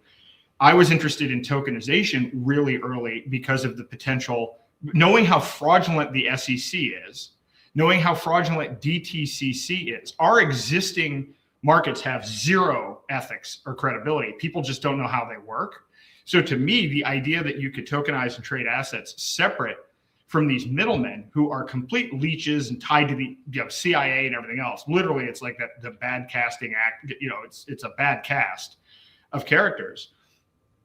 I viewed tokenization in 2018 as a bigger opportunity than Bitcoin, because you're now dealing with the 95% of other assets that are non-monetary. So my intentions getting involved in both crypto and tokenization was as a solution. But what we are so the reason I'm so passionate about it and know so much about it is that I've been actually actively I've been tokenizing assets since 2018. I tokenized silver in 2019 on the Ravencoin mobile app. It was the first ever tokenized asset on the Ravencoin mobile wallet, and it was silver, right? This was 7 years ago. I was trading, and it was from a guy in Korea, and he sent me the silver round.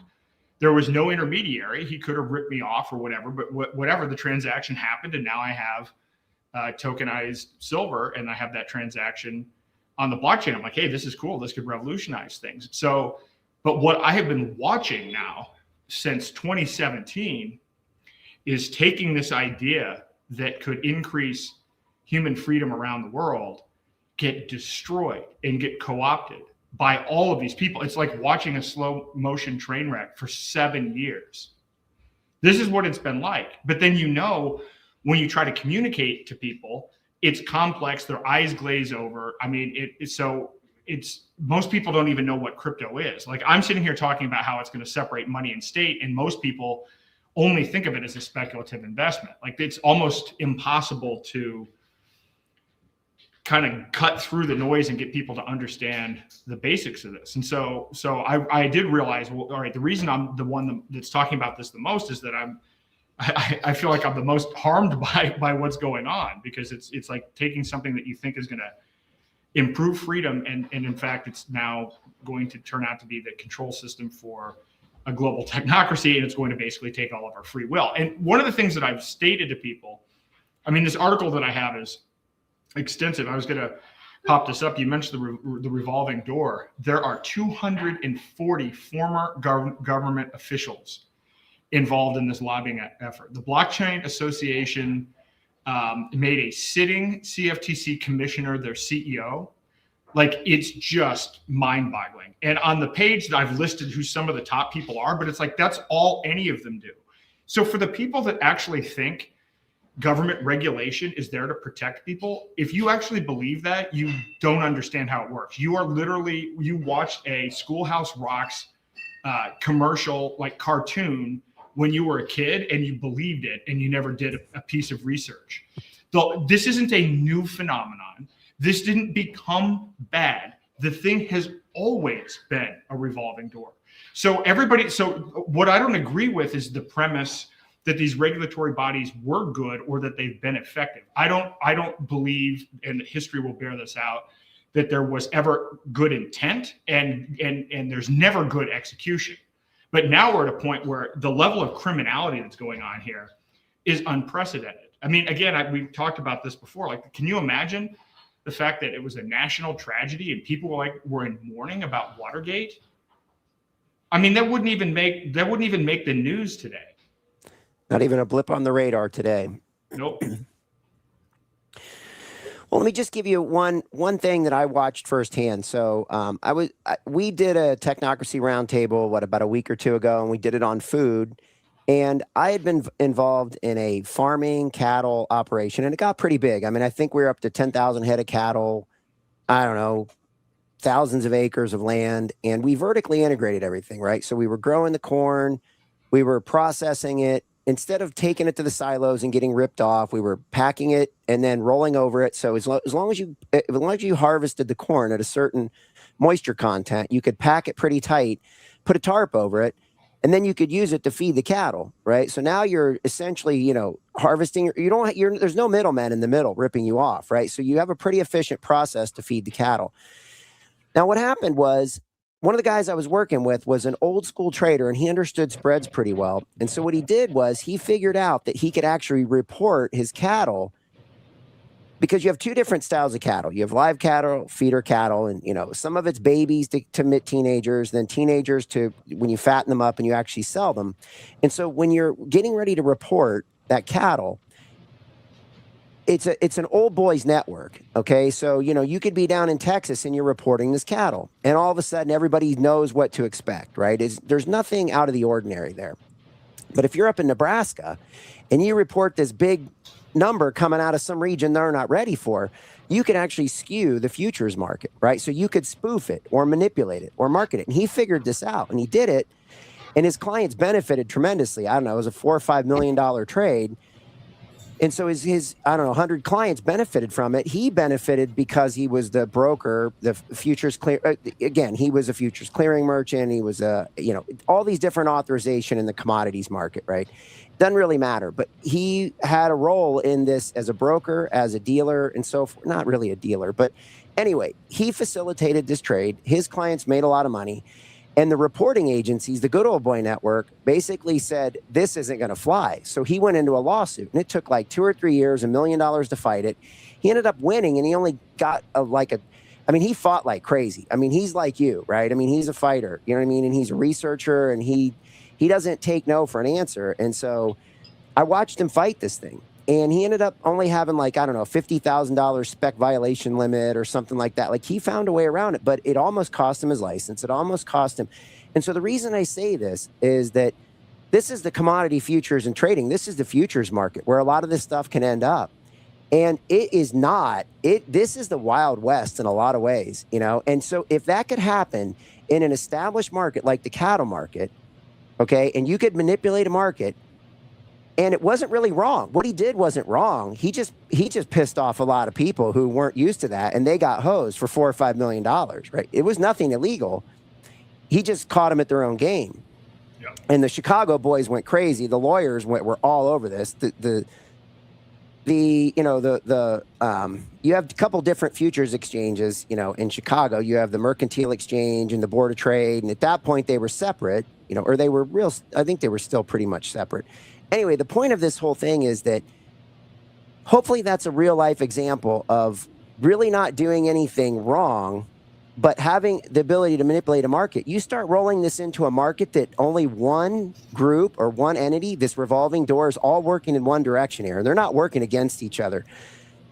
They're all coming out to put this out on the market because why? This is all around this tokenization. This is all going to be about a one-directional flow of just continuing to tokenize assets, right? This isn't a two-way flow in markets, if that makes sense, right? This is everybody moving in the same direction, and it's almost like it's like the going, when the pioneers got their land, their homesteading, you know what I mean? Everybody just ran to grab their 80 acres, you know what I mean?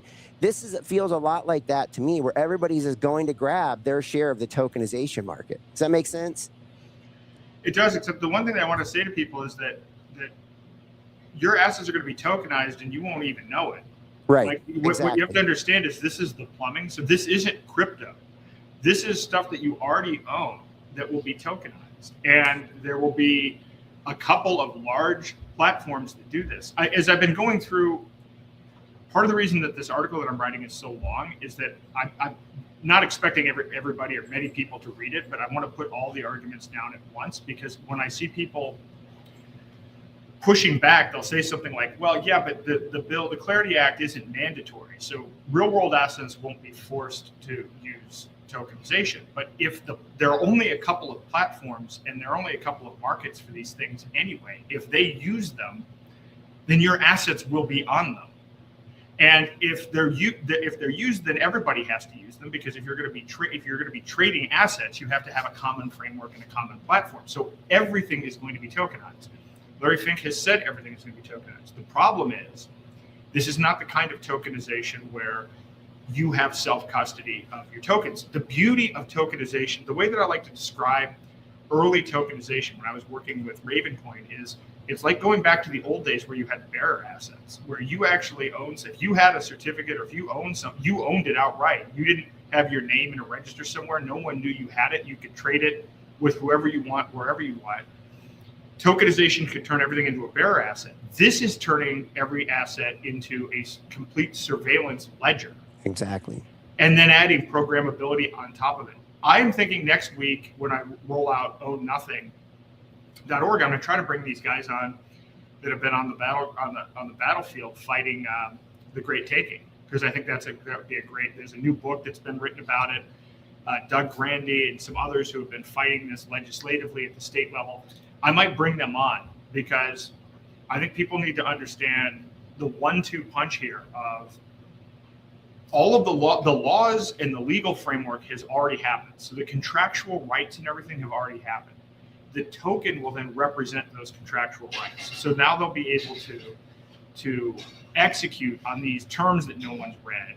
That basically, you've already given up your ownership contractually. Now they're going to be able to make that a reality with a smart contract through these platforms. And so I'm trying to explain to people that this isn't you don't have to you might say, well, I don't have any interest in crypto.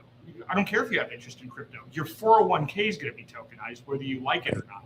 You better learn about tokenization, because you will be affected by it.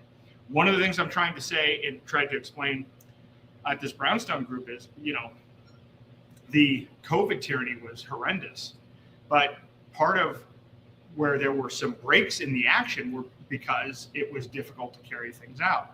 Well, if all of a sudden your money's tokenized and the supply chain is tokenized, they could determine what is a non-essential business and what's essential business and change the programming. And now all of a sudden you can't move your money or participate in the supply chain.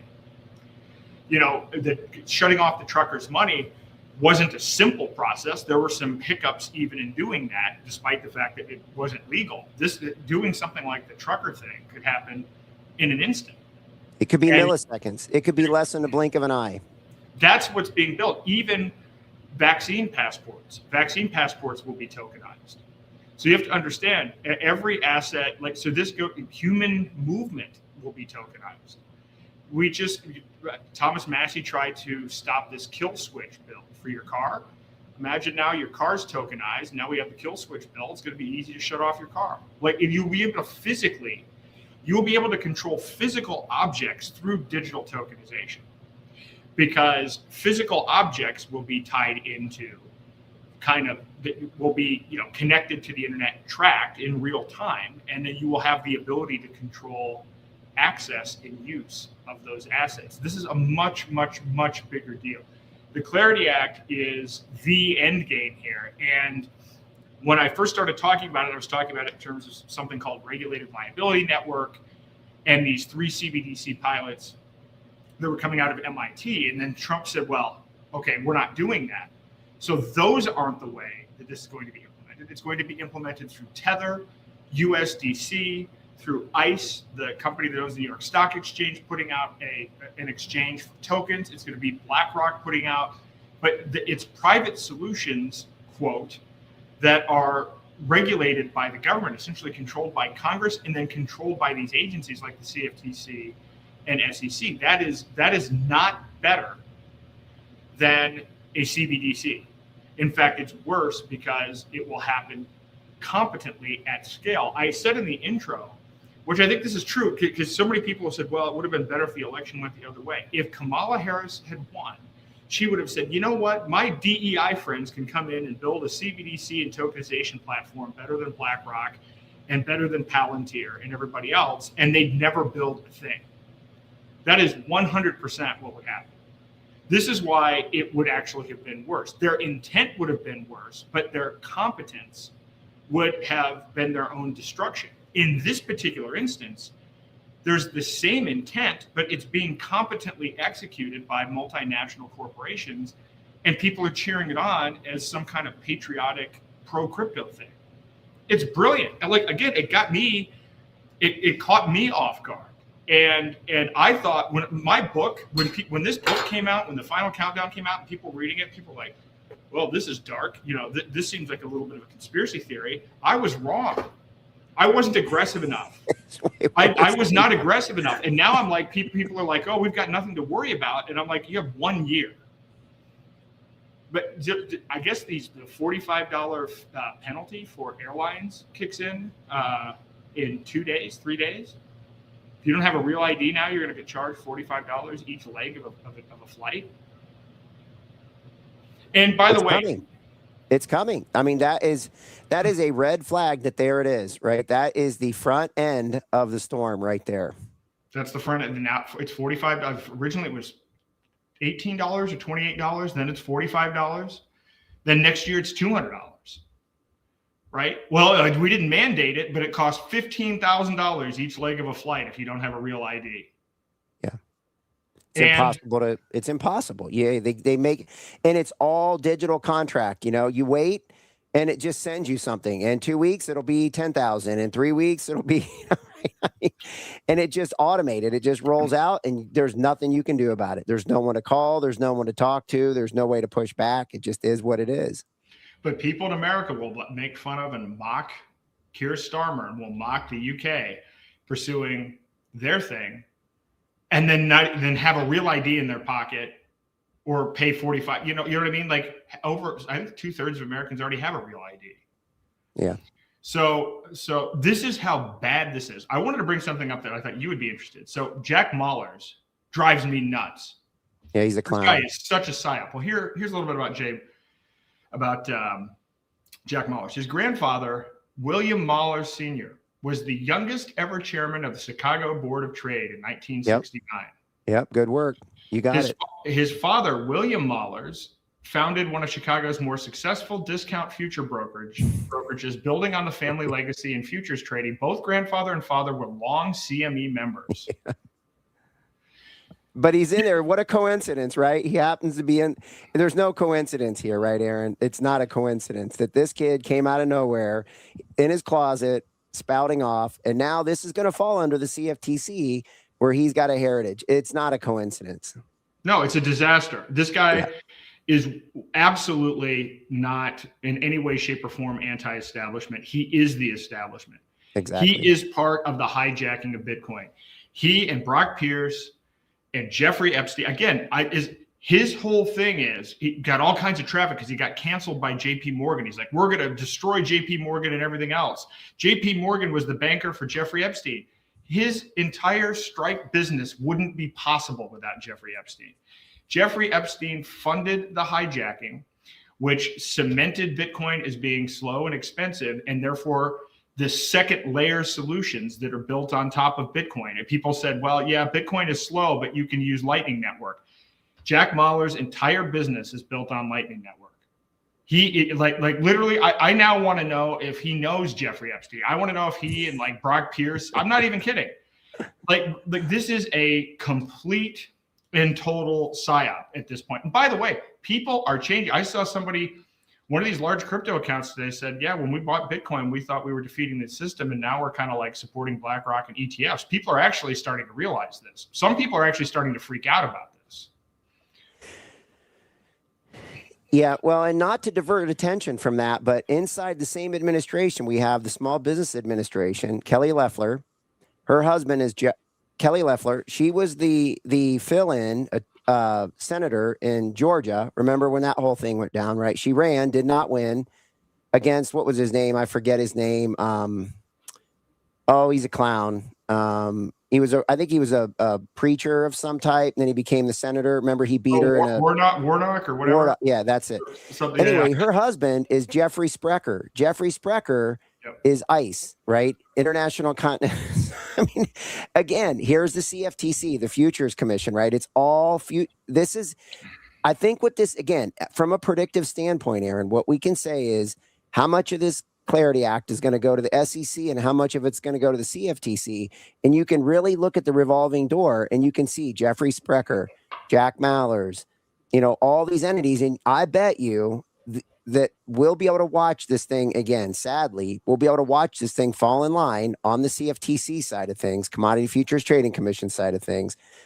Because that's where these, again, the central casting has been placed, right? The Jeffrey Sprechers, the Jack Mallers, all these guys that we think are these mavericks when they're really not. And I think we're going to see the CFTC is going to gain an immense amount of control in this Clarity Act. It would be my guess. Yep. Yeah, that's it. I mean, I think that's exactly what's happening. And again, in the end, the SEC and CFTC will both expand their powers, and again, it will benefit the existing players. But also understand from a technocratic perspective, all it means is all of our assets are going to be on a trackable, programmable ledger. That all that's changing is that underneath, instead of using centralized databases for handling transactions, we're now going to be using smart contracts and centrally regulated things. And it's going to be very expensive. The beauty of when I was using Ravencoin, and now I use Zano. I still like Ravencoin, and actually I think there's an opportunity for Ravencoin to work with Zano, and I could see that being a thing moving forward. But you could create your own asset for like 70 cents. You could tokenize, like when I say an asset, it's like if I wanted to create a tokens for my company, let's say my company had 1 million shares, I could create that asset for 70 cents for all 1 million shares. I could create a unique NFT for like 2 pennies, right?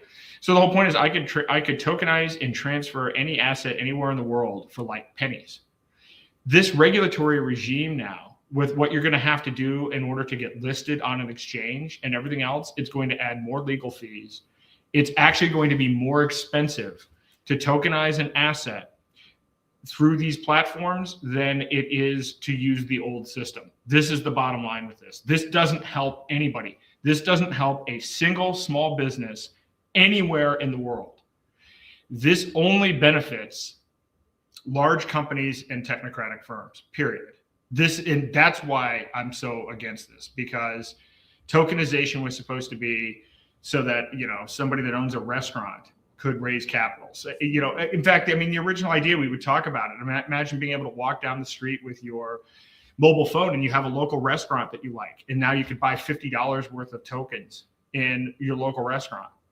Or you could even have a situation where you could invest in assets all over the world. You could have investors from foreign countries investing in mom and pop businesses here. You could have a portfolio of completely different assets. It would open up capital that doesn't exist currently, where there's literally no market because there's no way, because of regulation and legal fees, for money to flow.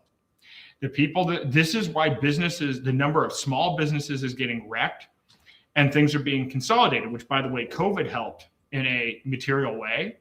But my whole premise on this is a small business should be able to form and to raise money without having to spend $30,000 in 6 months in legal fees complying with the SEC.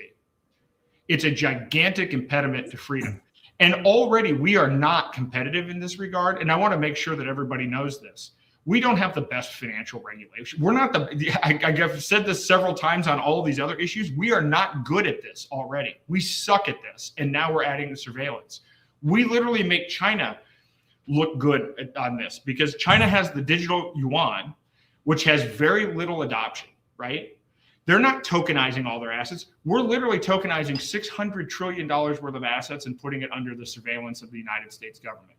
This bill is about leading the world in surveillance. We are the WEF now. So this bill sucks. This bill is anti-freedom. It's anti-American, and the whole thing should be resisted. And people should not buy into this propaganda. This is why I'm hounding these politicians. I'm putting up these memes about that show what the political speech means. And I actually created a song for this, which maybe I'll play the music video before the end as well. It's a song that I put together months and months ago, but I turned it into a music video. And now I'm just posting it on politicians' websites because it's hard to explain. In fact, if you don't mind, I'll play it now. Yeah, go for it. Because look, this is a complicated concept, right? Tokenization of assets, digital representations, they're programmable, all these buzzwords, all of this other stuff. This music, so let's take the tech part out of it and let's just talk about what it actually means. So here's Trap in Disguise.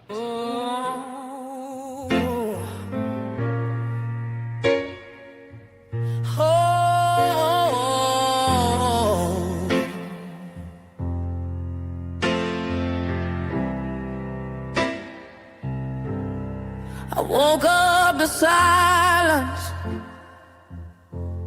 but the war had begun. They froze my account, said I'd done something wrong. Wasn't no crime, just living free. Now the system got a chain on me. They took my savings, my future, my land, with a single code line and a government hand. Said it was safety, said it was green, but all I see is tyranny behind the screen. This ain't innovation, it's a trap in disguise.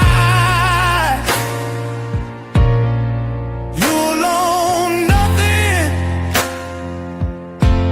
be watched all your life. Genius ain't freedom, reality ain't clear. It's a cage they built while we cheer. I believed in the promise, the man with a plan, but the same old swamp just changed its brand. He banned the front door, opened the back, signed the bills that launched the final attack. This ain't innovation, it's a trap in disguise. You'll own nothing, be watched all your life. Genders ain't freedom, quality ain't clear. It's a cage they built while we cheer. Your gold, your guns, your voice, your name, they'll digitize it all, then shift the blame. Palantirizing AI chains, freedom dying slow in patriotic flames. This ain't about safety, it's control in disguise. With your ID, your face, your tears, your time, they wrapped it in stars, sold it with pride. But freedom's bleeding out from the inside. DEFCON 1, and they call it peace, but I still got breath, I still believe.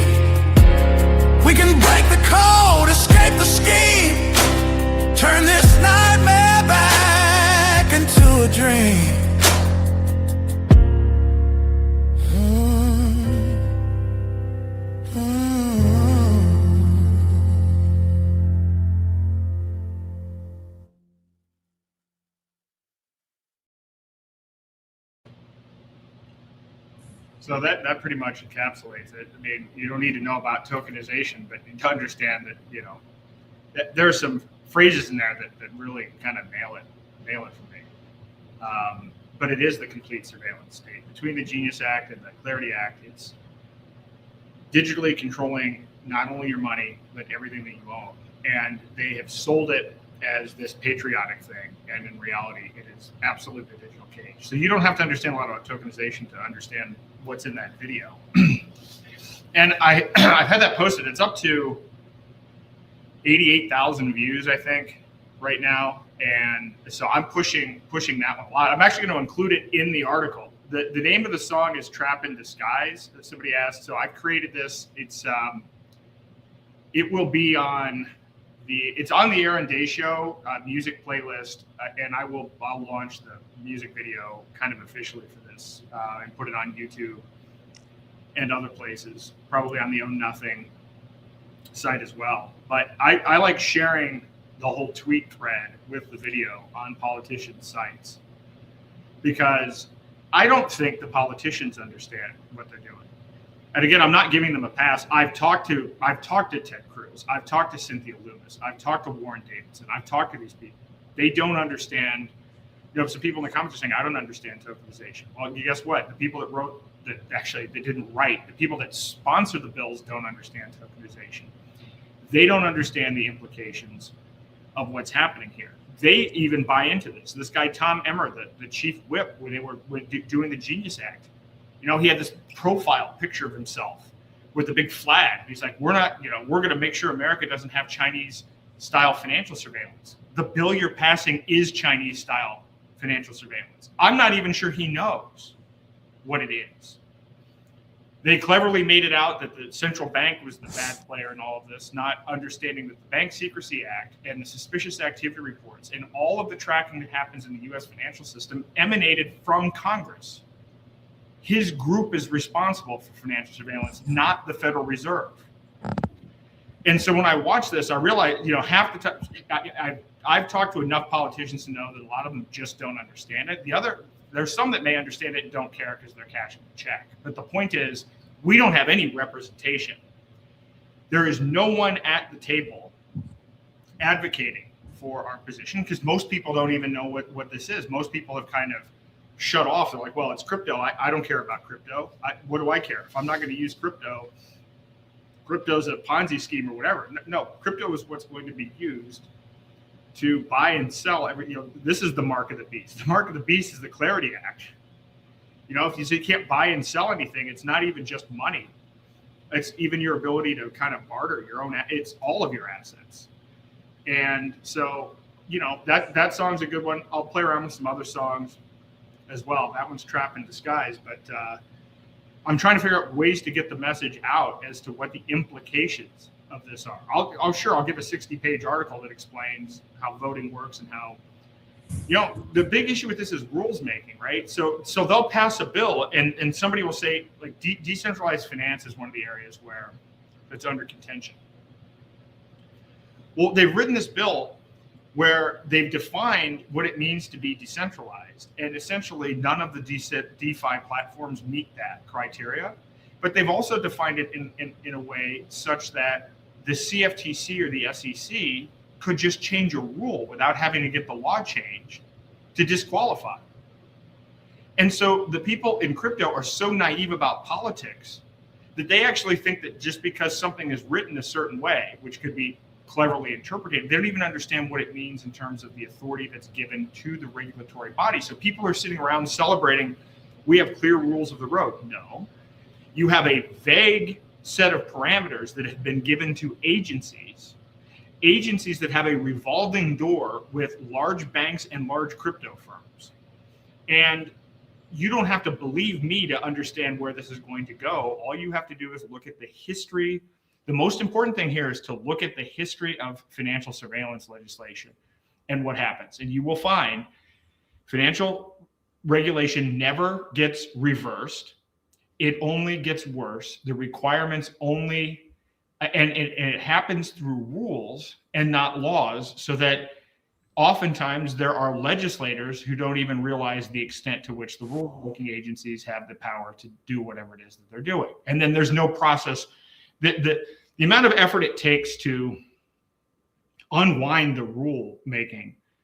I mean, we have the Chevron case and everything, but nothing's happened with that yet, as far as I know, right? That still has become, that's kind of a Pyrrhic victory as well. So anyway, that'll be my pinned tweet. I'll put it back up there, Trap in Disguise. But I encourage you, if you do want to help, actually sharing some of these threads. I have one thread on the Genius Act that has 700,000 views. Or excuse me, on the Clarity Act that has 700,000 views. Sharing those posts on politicians' sites, on their pages and their theme, I'll tell you, it helps. That Paul Barron interview that I did, I don't know if you were here, Craig, for that, but I did this interview. Yeah, I heard you say that. I can't wait to watch it. And comments were like, but what was important about that for me is that an audience that has only heard the other side and didn't have any idea who I was, 99% of the comments were positive. And they were all like, this is the only guy speaking the truth. One guy said, this is the only guest you should ever have. And I don't know any of these people. My point is, I think people have an intuitive sense that they're being lied to, but no one has actually done the work to kind of demystify. Well, and they can't deconstruct it, right? You don't, a lot of times, I always say this with trading, and everyone's heard the thing, past performance is not indicative of future results, right? And so, but it's like a lot like driving a car, but looking out the rearview mirror, or looking out the side. You can't see what's in front of you unless you have the background and the knowledge to anticipate. Like, okay, I see this and this and this happening. That leads me to believe that this is where we're going. So a lot of people don't have that background. It's not their fault. They just don't have the background that they can look forward and say, okay, I see where this is going. I see what this lawmaker's doing. I see, Jeffrey Sprecher, ICE bought the New York Stock Exchange in 2013 heavily. And, we talk about all the time, they're going to do this through energy, right? A lot of this is going to be driven around energy. What does he run? I mean, he runs, the whole, his exchange is heavily energy based, ICE, right? They got all these contracts, right? Crude oil, natural gas, energy, this energy, that energy. Very easy for someone like that to roll in and play a role in the tokenization of the energy space. And I have Courtney checking into Chris Wright, doing some digging on him because he's got a background in energy. He gets a clean bill of health, but the problem is people, they're busy. And we're all busy, and it's very difficult to have the background and the foresight to look and see like where this is going until it's too late. Until you've gone down the road and you look in the rear of your mirror and you're like, man, there's explosions everywhere. I just went through all that. That's kind of the way this rolls out, Aaron. It's a lot like trading or investing. You have to anticipate what's about to happen. And that's what we're trying to do here is anticipate where this is going. And it's not good, right? It's not good. The biggest thing to have to cut through is that people buy the white knight propaganda. Right. So when Trump says the David Sachs, what the talking points that have been issued throughout the administration are that we're going to be the crypto capital of the world and we're going to be the Bitcoin capital of the world. That's what Sachs says. That's what everyone says. So people that don't spend any time to research this and still believe in this white knight stuff are actually believing that this is, without doing a bit of reading or a bit of research, actually believe this. This is why we need songs like, Trap in Disguise or whatever. We have to have, kind of the sound bites on the other side. Like, no, this is a digital prison, right? Like this is the opposite of what they say it is. And I don't even think Trump knows. I've talked to people at Trump. You can go back and find old tweets. Trump was anti-crypto his first term. He's like, he didn't like it. He actually, I go find the tweets. He said he didn't like it. And he actually, it's only used by criminals and blah, blah, blah, blah. He was pitching the 80 IQ line at the time from 2014, 2015, right? It's what they say about privacy coins. Oh, privacy coins are only for money launderers and terrorists. That's what he was saying at the time. But when I saw him come out against CBDCs, it was clear he didn't understand what CBDCs were. He was giving talking points for that. So he's once again relying on his advisors, and his advisors are technocrats. His advisors are part of the PayPal mafia. His advisors are people like David Sachs. He's listening to, again, he has a bad track record at picking people. even if you're a Trump fan at this point in time, how many times do we have to say, well, Bill Barr, Jeff Sessions, Pam Bondi, on and on and on, the entire list of literally everybody in his first cabinet, Christie, all of these other people. At some point, you have to say, look, if you bought into this because you saw him on The Boss, you have to realize that was reality TV. He's actually not good at picking people. And so then people are like, well, people are trying to sabotage him. Look, I don't care if the buck stops with him. He's picked the worst possible people. Howard Lutnik, again, there's no conspiracy theory about this. He picked a guy that cut a deal, invested $600 million in a company to manage the treasuries, then got involved in politics and brought on people to push legislation for which Howard Lutnik is the single biggest beneficiary of the Genius Act. Howard Lutnik should be removed from office just because of this. This is not something that he should be celebrated. These are the people that he's listening to. He's listening to self-interested, self-dealing people. So I'll make the comparison again with Nancy Pelosi. It's one thing to do insider trading because you learn about a bill and you profit from it. It's another thing to start the company and then pass the legislation that benefits your own company. It's much worse than insider trading. It's much worse than Burisma, and it's rampant. It's throughout the entire administration, and it includes Trump himself. And if people don't want to wake up to that, I think we said in the comments, this has to be the biggest weaponization of populism ever. You sent that thing about who's backing Trump now? Who are these big financial firms that are now putting their money behind Trump? Didn't you send something like that today? Probably. Which one? Can you have? It was a screenshot. Yeah. Hold on to that thought for a second before we get away from the cabinet. I also want to throw Scott Bessent in there, right? Scott Bessent, worked for Soros, left Soros, went back and worked for Soros again.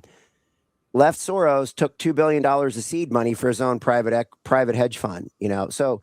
There's not a oh, I made a mistake kind of a situation there with Scott Bessent, right? He took down the British. This guy is like the Trojan horse, you have to watch this guy like a hawk. And then I was going to say someone else too. Who was it? Someone else was on my mind too in terms of the cabinet we were talking about there. I just wanted to throw that one in there. There'll be another one here. I know there was something else on my mind too. I'm trying to think what it was if I sent something to you today on that. It wasn't to me. I thought it was to the group chat, and then maybe it was yesterday. The day, everything is kind of blurry. Let me see if I can find it.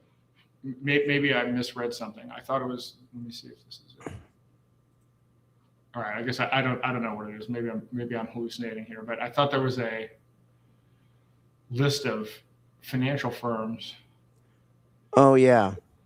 Well, now, a lot of them the ones you were talking about, Fidelity, BlackRock.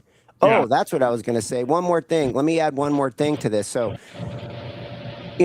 I used to think, Aaron, that maybe he was just a bad chooser. I kind of bought into that he's a good guy and he chooses poorly, the people around him, Bill Barr, Jeff Sessions, what's the guy with ExxonMobil that was his original Secretary of State, Rex Tillerson. I used to buy into all that too. But then here's the thing. He's been dragging this whole thing out with the Fed chair position, right? It's been going on for a long time. I mean, this could have been very quick, this could have been a quiet decision, but they've made big fanfare around this every single day. There's discussion. Who's going to be the next Fed chair? Who cares who the next Fed chair is, right? Right now we have Jerome Powell, came from Carlyle Group. Okay, Carlyle Group has a storied history. These guys are the ones that are forming a lot of the lobby groups that are dictate. These private equity groups get in on the ground floor for a reason, because they dictate policy with the government. Not only that, Carlyle has offices in DC and so forth. But here's the real kicker, Aaron, is this. Rick Reeder, okay, who's the fixed income guy at BlackRock, he's up for the Fed chair. And he's climbing in the poly market as more of a now. He's number one, isn't he? Well, he's climbed. I don't know if he's number one, but he's up there underneath Kevin Warsh. So here's another guy, right? That again, he's a smart guy. I listen to him all the time, right? With BlackRock, ran their fixed income department. He understands this stuff incredibly well. If they're going to tokenize something right out of the gate, they're already tokenizing this two-year note product. They've already done it this last week. I don't know if you saw that. Did you see that come through? No. Anyway, they just tokenized something, and I need to do a little more research on it. But they tokenized the short end product on the short end of the interest rate yield curve, 2-year somewhere. I think it was a 2-year, some sort of a 2-year note product. Anyway, Rick Reeder is the fixed income guy at BlackRock, underneath Larry Fink, who's the he's the grandfather of tokenization. I mean, he's the head of the World Economic Forum. You know, Trump went to Davos, and he was buddies with Larry Fink. You know, I mean, this network, Aaron, is getting out of control. I mean, if Rick Reeder gets in there as the chair Fed, this is the guy who can implement the transfer from digital assets to CBDCs. This is the guy. I mean, these are the guys that ran the Federal Reserve after 2008 real estate crisis. These are the guys that ran QE and QT. I mean, they ran the whole thing, Aaron. I mean, these aren't accidents. I bought into that for a long time, but I'm just not buying it anymore. These are not accidents. Well, now that you brought that up, now I want to check the connections between Howard Lutnik and Rick Reeder. I want to see to what extent Lutnik is involved with this, right? Because, you know, again, Tether could end up being the new reserve currency. Privatized, right? tokenized, technocracy, currency. Absolutely. And this is why what I've been saying is we have to, you know, I ran for president on the platform of ditch the dollar. My whole book was about ditching the dollar. Well, if you're not seeing this yet, if you're now not getting what I'm saying, the only way out of this, you're not going to vote in different people to negotiate this. There's no power or ability to do this. The system is completely rigged. The voting is rigged. The way bills are created is rigged. The amount of time and money it would take to be able to influence the process is beyond the resources of what we have. The people that are controlling the ship already have all of the resources. You're not going to change it legislatively. You change it by exiting the system. Their system requires 100% participation. It demands 100% participation. You've got to exit the system. I have people all the time. I have people that are now starting to question Bitcoin, but they're like, well, where am I going to go? Stocks? I'm like, you've got to exit this. If you don't own the asset and the asset is tracked and controlled by these third parties, you've already lost. The reason I'm launching ownnothing.org next week is that there are a series of 8 quizzes that you can take, and you will find at the end of it, you don't own the money in your bank account, you don't own your stocks, you don't own your land, you don't own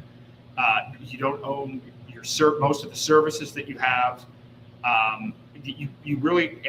Most of your attention has been hijacked by algorithms in the media. So, because people are sitting here thinking that they have something to lose, you actually just don't realize you don't have anything to lose. And now this is checkmate with this. So I'm hoping that once people understand how dire the situation is, they'll leave their fear behind and realize, all right, hey, I have nothing left to lose. Now let's go create the parallel alternatives. Because so many people are holding on to something that it's kind of like insurance that we talk about. People have jobs they don't want for insurance, and then they'll find out later that it doesn't actually provide catastrophic coverage, which is why 1 person every minute files for medical bankruptcy in this country. Your insurance isn't protection against medical bills. It doesn't work. It's fake. I've gotten a lot of heat lately for suggesting that people are all caught up in this Minneapolis thing. They're like, well, yeah, and now they're trying to make it all about communism. And I'm like, you know, what do you think Medicare, Medicaid, Social Security is? We have $200 trillion worth of unfunded liabilities, but, you know, there's no bigger from each according to its ability to each according to its need than those programs. Those are the programs that are bankrupting us. We have domestic communism, but we can't possibly talk about that. We have to go and blame other people and other things because we're not dealing with a single root issue in any of our political discourse. Trapped, it's Trap in Disguise, not Trap in the Sky. It's not on YouTube yet. I haven't put it up there yet. I literally just created the song probably 6 months ago. I just created the music video over the weekend, and I haven't published it on YouTube yet. Well, actually, I was starting the process. Let me see if it uploaded. I don't think it's there. I'll check. Okay, here you go, Aaron. Here's a few things for you. This ties back to Rick Reeder, right? BlackRock. Tokenized real-world assets reached around $21.35 billion in total locked TVL, total value locked TVL, as of January 21st, 2026, with U.S. Treasury debt representing the largest share of on-chain tokenized assets, according to CryptoRank data. Now, here we go. Tokenized fixed income products have displayed scale, with offerings such as BlackRock's BUIDL fund accumulating $2 billion in U.S. Treasury exposure. Additional initiatives from firms such as Van Eck and Apollo Global Management highlight institutional capital deployment into on-chain markets. And then there's a ton on this thing. It just goes through a bunch of stuff. But it says here, long-term projections from McKinsey, which is a big consulting firm, estimate that tokenized asset market is likely to reach $4 trillion by 2030. Well, with Boston Consulting Group forecasts potential market size of $16 trillion. But we'd say it's a lot bigger than that. But the point is, there you see that BUIDL. That is Rick Reeder. If this guy becomes the Fed chair, Aaron, the Fed has completely changed its composition. Rick Reeder's now ahead of that. He's tight with Larry Fink. He's now controlled because you're not going to take that role underneath President Trump unless he's got his hands on you. He's said that, right? I mean, Scott Bessent and Donald Trump are picking the head of the Fed chair right as we speak. They've already picked them, so they say, and we're going to get it announced next week. If it's Rick Reeder, this thing, we just basically hit the turbo button on tokenization on the fixed income asset side of things. I mean, this is really, really concerning. This will go fast. It will go fast. And by the way, just a sanity check here. I thought before the 2024 election, MAGA was against BlackRock.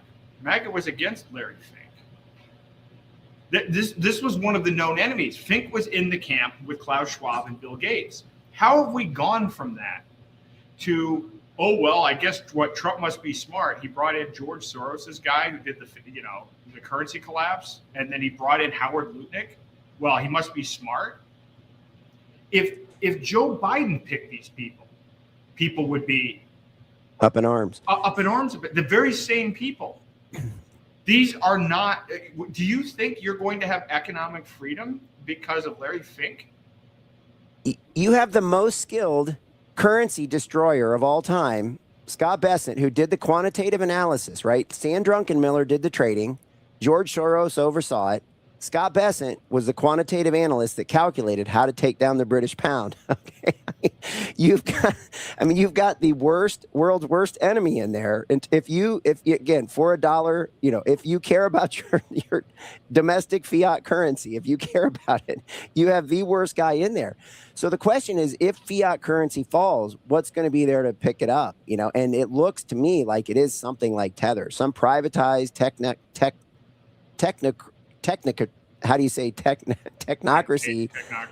Yeah, whatever the word is. And you now have Rick Reeder in there from the fixed income side of this who can tokenize things immediately. I mean, you couldn't pick two people that would be worse for tokenization and destruction of a fiat currency than these two guys. You just can't pick them. Well, something happened in the prediction markets because Rick Reeder, the last time I checked, was ahead. Now this Kevin Warsh is way ahead. He's got an 85% chance. So I don't know what happened. I have no idea what that's all about. Maybe there's some news on that, but watch it on it being Jamie Dimon or something like that. But yeah, so people say to me, all the time people are asking me, when are things going to collapse? And, I'm like, I don't know when they're going to collapse, but I know the circumstances under which they're going to collapse. It's going to be a controlled demolition, and it won't happen until they have the infrastructure in place to be able to push out technocracy. What has just happened in the last 48 hours with Tether officially launching a stablecoin under the Genius Act, and now a next step in clarity, that gets us there. And it's like you said, yeah. And then if Rick Reeder's in this position, then if there's a collapse, then in an emergency, because this legislation is in there and because it's already under the control of Congress, we've seen what happens in an emergency. This is something that to me also is surprising and hit me. What I was saying before the election and before we knew the outcome of the election, people were saying, well, how are we going to get a CBDC? I'm like, we're going to get a CBDC in an emergency, just like we got the CARES Act, the Patriot Act, so on and so forth. We are getting emergency-like surveillance legislation passed without an emergency. This is the part about this that is unique and different than any other time when we've gotten this kind of legislation. Usually you would expect to get the Clarity Act in an emergency when the market collapsed or something like that, but we're getting it before the emergency, and we're getting it, and even when those bills happen in an emergency, usually there are at least some people opposed to it, even during the emergency. They tend to be in the minority. But TARP, by the way, TARP failed in the Senate the first time around, right? TARP failed, and then the market tanked like 700 points, and then, you know, my weasel New Hampshire U.S. Senators Judd Gregg and John E. Sununu flipped their vote, along with some others, and that pushed it over. But at least it failed the first time. At least people were like, hey, you know, maybe we shouldn't give $700 billion to the people that created the problem without any strings attached, right? That seemed reasonable. Seemed reasonable to be able to state that. But no, the market dropped 700 points, and we might as well just go into complete moral, you know, dukes of moral hazard. I remember I put together a meme, something along those lines. But now what we're witnessing with Genius and TARP, Genius and Clarity is worse than the TARP bailout. It's worse than, I'm actually calling the Clarity Act worse than the Patriot Act from a surveillance perspective. Because again, what it's giving is real-time surveillance of all of your transactions, of all of your crypto transactions, of all of your, that will be used for commodities. And by the way, the Clarity Act isn't initially for real world assets. This is something that people are saying, well, it doesn't apply to that. This is where it's going to be very simple to add on real world assets. It's not, this is why it's actually being passed. So people are like doing all kinds of mental gymnastics to convince themselves that this is somehow just providing clarity to crypto transactions, when it couldn't be further from the truth. It's providing the entire regulatory framework for the digitization of every asset that there is. Anyway, it's, you know. Well, you know, and back to the anticipating and the predictive side of this stuff, I remember before the 2008 real estate crisis, when they paraded in Hank Paulson from Goldman Sachs. Remember, he was the CEO of Goldman Sachs. And I can remember when Baby Bush brought him in, and I can still see him walking in, getting interviewed, getting the job, you know, and they sweeten the deal for him, right? You know, he had what, $400 million in assets, and they allow him to do a transfer out of where he's at without any tax implications. But nonetheless, you know, they had him in there, and then they had, you know, he picked another Goldman Sachs guy who's now on the Federal Reserve Board. What's his name? He was the guy that ran for governor out in California. The bald guy, the Neil Kashkari. Neil Kashkari, yeah. So Neil Kashkari was Hank Paulson's right-hand man in that whole deal. And I knew when they brought Hank Paulson, and I knew something was about to happen, because you just don't make a shift like that at Treasury Secretary like they did without something coming down the pipe. And you knew that real estate was overdone. We sensed that. You could sense there was something wrong in the real estate market. The CDOs, the CDLs, you could tell. And the way you could tell this was the profits on Wall Street. You would see JP Morgan and Goldman Sachs come out with $4 estimated earnings, and they'd hit it at $7 earnings, right? You're like, what? Something's wrong. I mean, these guys are just hitting it out of the park. Goldman just did this the other day, Aaron. They had earnings. They like doubled earnings. Like they just blew their earnings out. So something's cooking behind the scenes. These are the kind of guys that get on these tokenization deals. They front run them. They make huge profits. They leave us holding the bag. So when I see if Rick Reeder gets in there and Scott Bessent's in it, Treasury Secretary, to me, it's the same sinking feeling or worse than what we had when Hank Paulson got paraded in as Secretary of Treasury under Baby Bush. Yep. Well, I think you're right. I mean, this is an even worse team because these are people who have been involved in collapses before, right? It's like bringing in your known team. I mean, those guys were heavy hitters, but they hadn't been through this kind of collapse before. We're actually bringing in people that are kind of engineered for that. Kind of like Ben Bernanke, though. His whole thing was studying the Great Depression. So you bring him helicopter. Is Helicopter Ben. Helicopter Ben. And I'm looking up this other guy, Kevin Warsh. I mean, I've followed him for a lot of years. I don't think he's not as dangerous as Rick Reeder. I mean, Rick Reeder is a smooth guy. Seems like the kind of guy you'd want to have a beer with. Seems like a really nice guy. But I mean, that's all great. But his background is just not what his background is very concerning. Kevin Warsh just seems a little bit more like a safer bet for mankind. Yeah, I mean, although Special Assistant to President George W. Bush for Economic Policy. Well, yeah. None of them are clean, but yeah. Let's see. Member of 30 panel of economic advisors of Congressional Budget Office. Former steering committee member of the Bilderberg Group. I know. I mean, look, he's being brought in to cut interest rates, and again, like we should not be cutting interest rates. Like whatever. The whole. I mean, the question is, does Trump realize that we're on the brink, and he realizes that, hey, unless AI gives us these advantages, and unless we, buy time by lowering interest rates and printing money and everything, it's already over. Does he know that, or does he actually think this is good policy? Like, this is my question. Do they know it's a Hail Mary?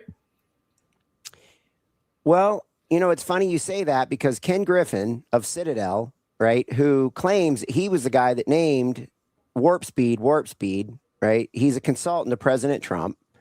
A big donor, obviously, how, $80 million houses in London, Chicago, New York, and Miami, right? One of those kind of guys, $60 billion net worth kind of a guy, one of those guys. Anyway, he was out saying yesterday that AI at the World Economic Forum, the AI is the savior, right? That's what they're trying to hang their hat on here. And boy, I mean, we could go on for an hour on that one. You know what I mean? You could run that clip and we could come at that thing from 20 different angles. But yes, that's what it made me, when you said that, that's what made me think of it, was Ken Griffin, right? Consultant to President Trump, named warp speed, or so he says. And now he's saying AI is the savior, right? AI is going to have to be the savior for our system and our economy. And we've talked a little bit about that as well, right? The productivity side of AI and everything else, it's a double-edged sword. Well, I talked to somebody this weekend, I'm not supposed to say their name, but he was basically made the argument and said, look, the money supply has grown at twice the rate of productivity. At some point that stops. You cannot literally that doesn't work mathematically. So, which he's right. And other interesting topic of conversation is about why, and I hadn't been paying attention to this, but we started out making Venezuela about drug trafficking. And then this was an interesting conversation that came up. But now we don't even contend that that's the case. Now we blatantly say it was for the oil. We are blatantly stating that we are causing regime change to take people's natural assets. And I will say, this is an empire in decline. We are at the point where we actually have to steal people's stuff in order to keep our stuff going. Somebody says, have you tried opening an X space? I've tried X Spaces. I mean, we have 1,400 people on here now. Whenever I do X Spaces, even with as many followers as I have, that I haven't found that to be particularly effective. But I do X Spaces. I usually don't host them. I guess if there's a way to do this while do an X Space and this at the same time, I'd consider it. I'll look into that. But this is on X, by the way. This is also streaming on X. Of course, you have the problem of not having it be particularly interactive. So I'll take a look at that. This is going out. I mean, we only have 1,400 people now. Sometimes we usually have around 3,000. Sometimes as high as 10,000. Admittedly, I didn't have a lot of lead time to promote this today. I've been working on this article, which is still not done, which I will have. I'm working on all day tomorrow.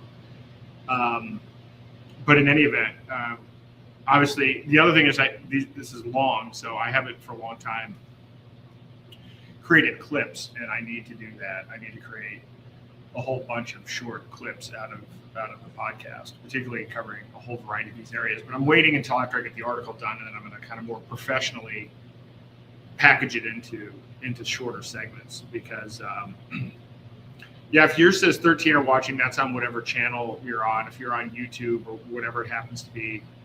Right now, I'm seeing the overall across all the channels. Admittedly, most of them are coming in from X. But in any event, but the whole idea that we're now just saying, well, we need these resources, like it's looting, right? So we're basically, now we're calling it the Don Rowe doctrine, but let's be very clear about this. We have $200 trillion of unfunded liabilities. The dollar is collapsing, and we are at this point doing a Hail Mary saying AI is going to fix it. And by the way, but part of the thing that we're doing with Venezuela and other places, we're running out of oil. I guess there was something that came out. I guess we don't have the amount of shale we thought we were going to have. So there are some other things going on where we may have a bigger crisis going on behind the scenes than we're even privy to.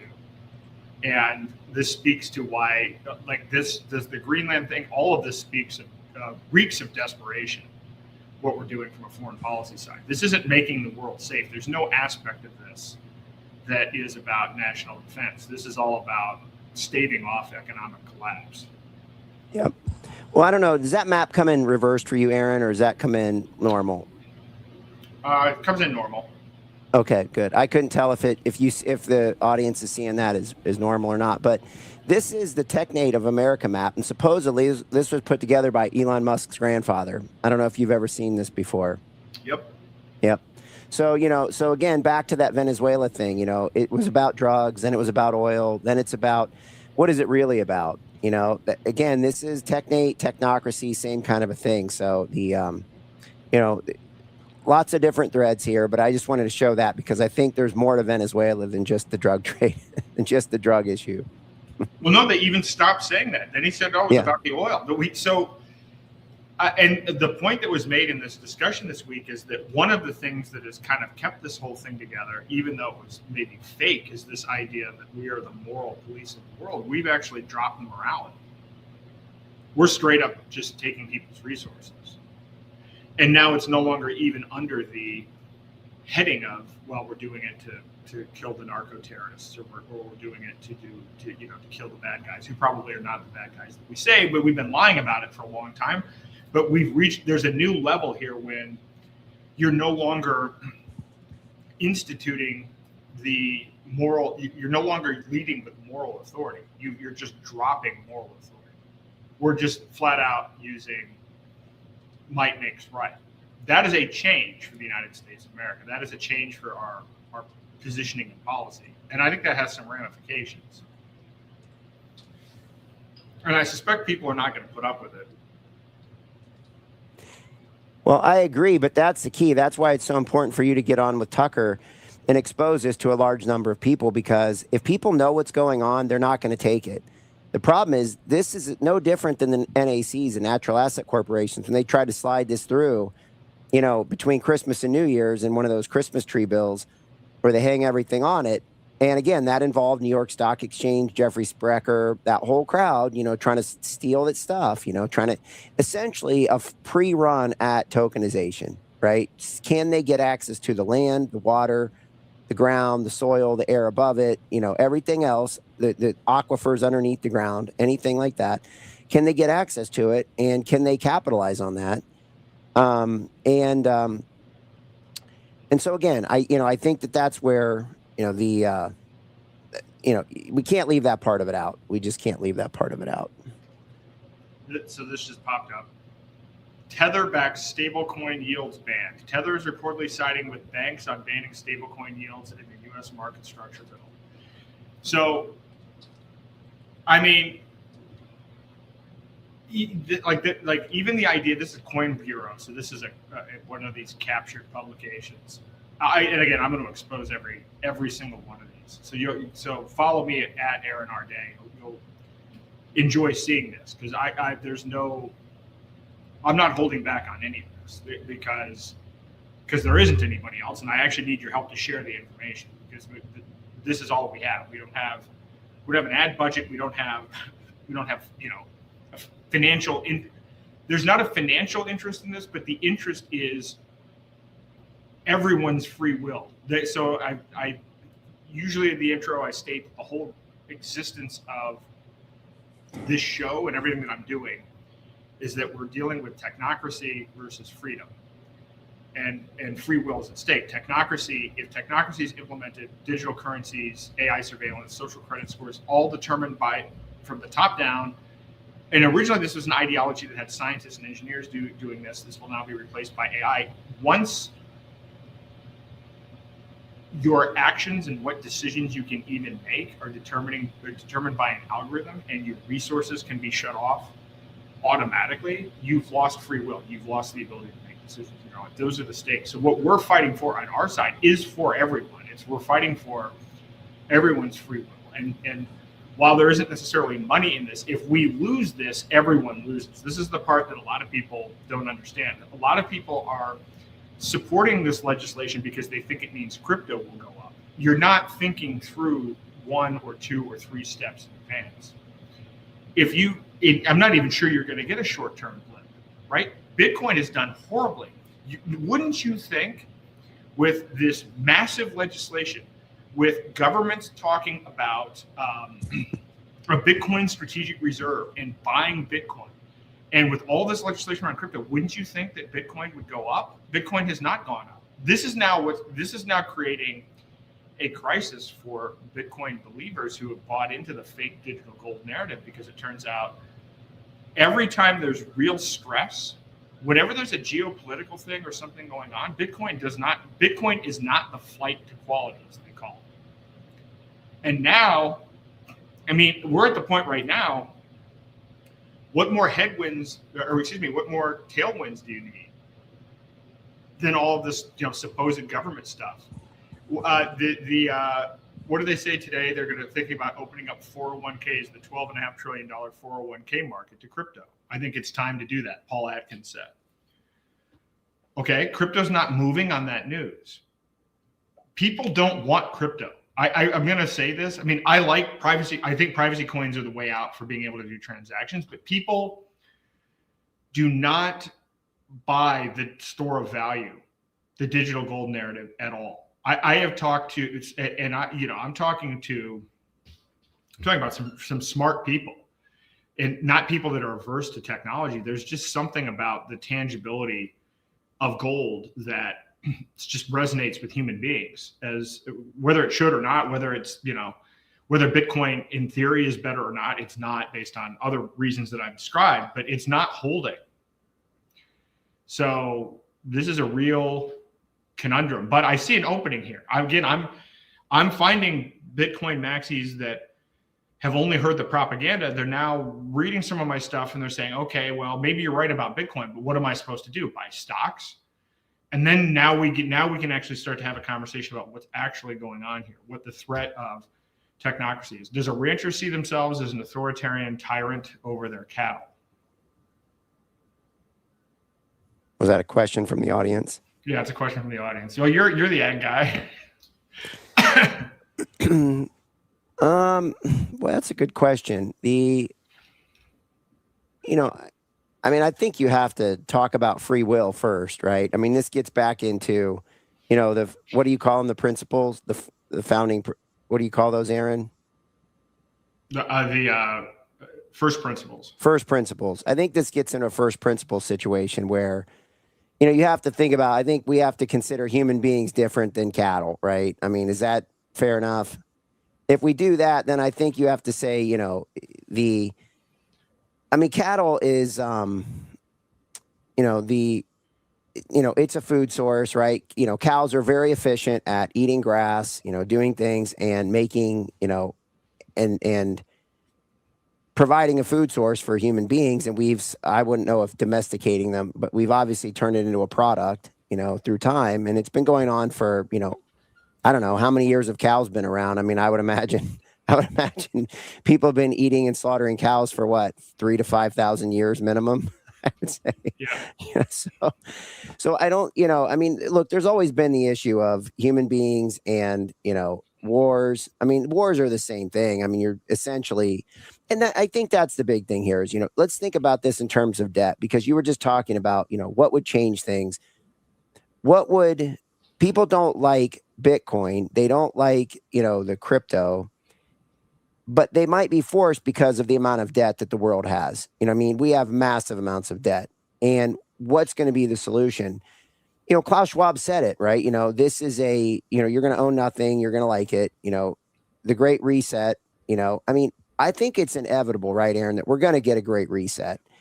And, we've been talking about this cattle industry as well for a while in terms of why it needs a reset.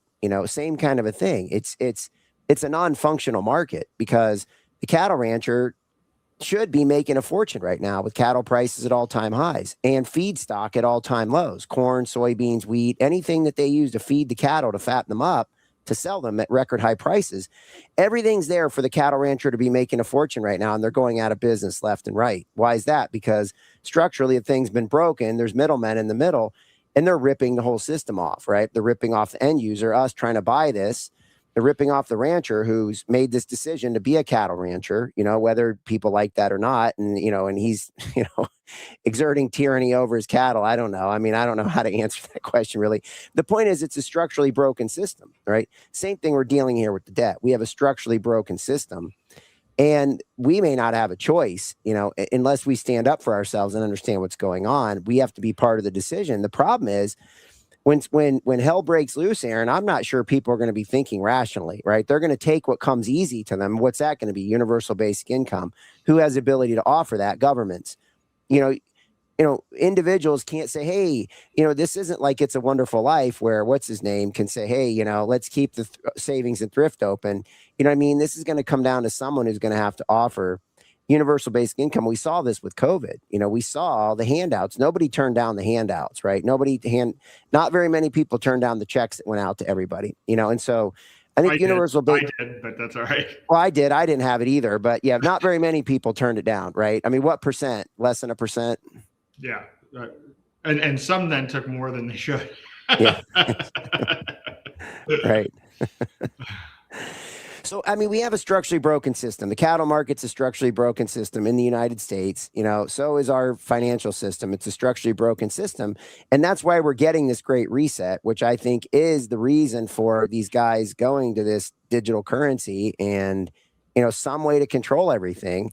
And, again, we talked about this. The AI, is it the savior? I think they're as concerned as we are in a lot of ways. They're concerned about losing control. We're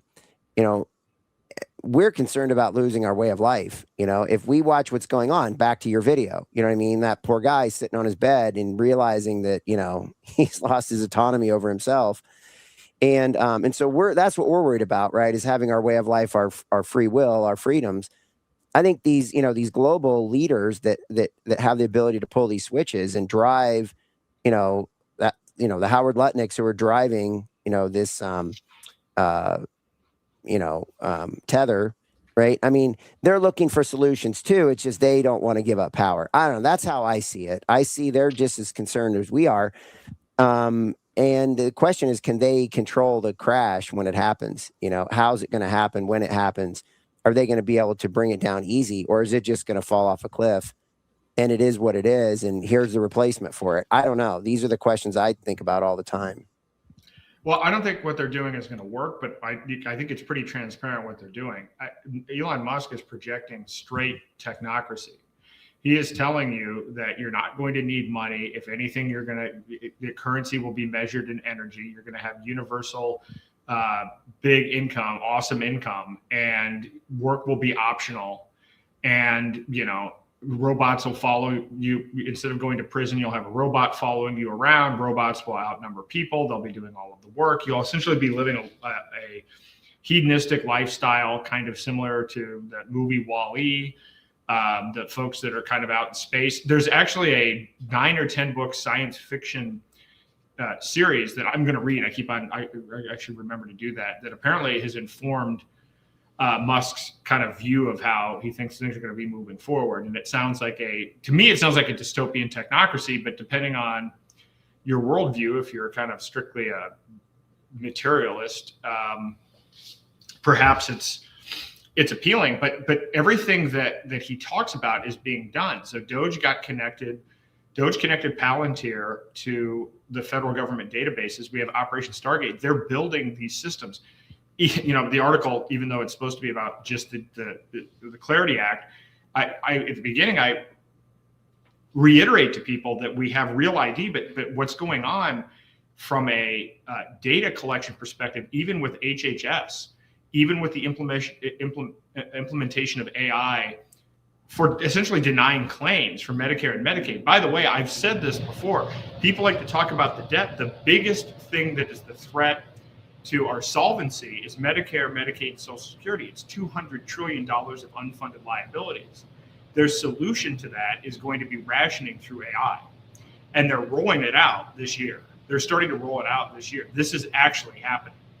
So, because we're trying to taper a Ponzi scheme. These programs are Ponzi schemes, and the bill is due. We're at that point in the cycle where there have been enough generations in the Ponzi scheme. It is no longer sustainable. Gen Z and Gen Alpha paying 15% FICA taxes into these programs. It was only going to be 1%. It was never going to be more than 1%. It's now 15%. You have 2 workers for every 1 recipient. It doesn't work. It's a Ponzi scheme. And no one wants to admit it. People want to say, well, I put in enough money. You didn't put in enough money. Your generation did not put in enough money. It's a Ponzi scheme. You can lie to yourself all you want, but it's false. It's numerically false. And these programs cannot be sustainable. So what they're putting in place, while we sit here and we call it MAHA and everything else, is they're putting AI surveillance, they're putting in predictive health models, predictive health scores, Palantir's connecting hospitals, wearables with government data and information. And then they're throwing in all of the Medicare and Medicaid information. They're even throwing in information from ICE into the system. So this infrastructure is being built actively now. And they managed to co-opt conservatives and even some libertarians by saying, well, of course you would do this in the name of efficiency.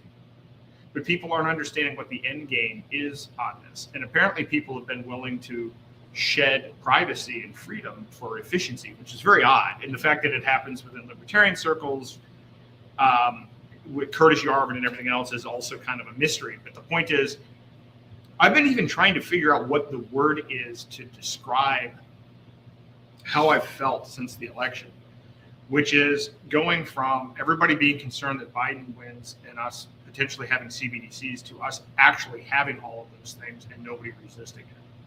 And I threw this out to a group of people, and it's like there's kind of insouciance was a word that somebody brought up, which is kind of more indifference. There's cognitive dissonance. There's willful ignorance. There's Trojan horse. But I've been trying to figure out a way to describe how I feel about what's going on, because I feel a lot worse than I did before the election. And look, before the election, I was concerned that Biden was going to win based on what was going on with Executive Order 14067. So if you're listening to this thinking that I was supporting Biden in any way, I was not. I've never voted for a Democrat.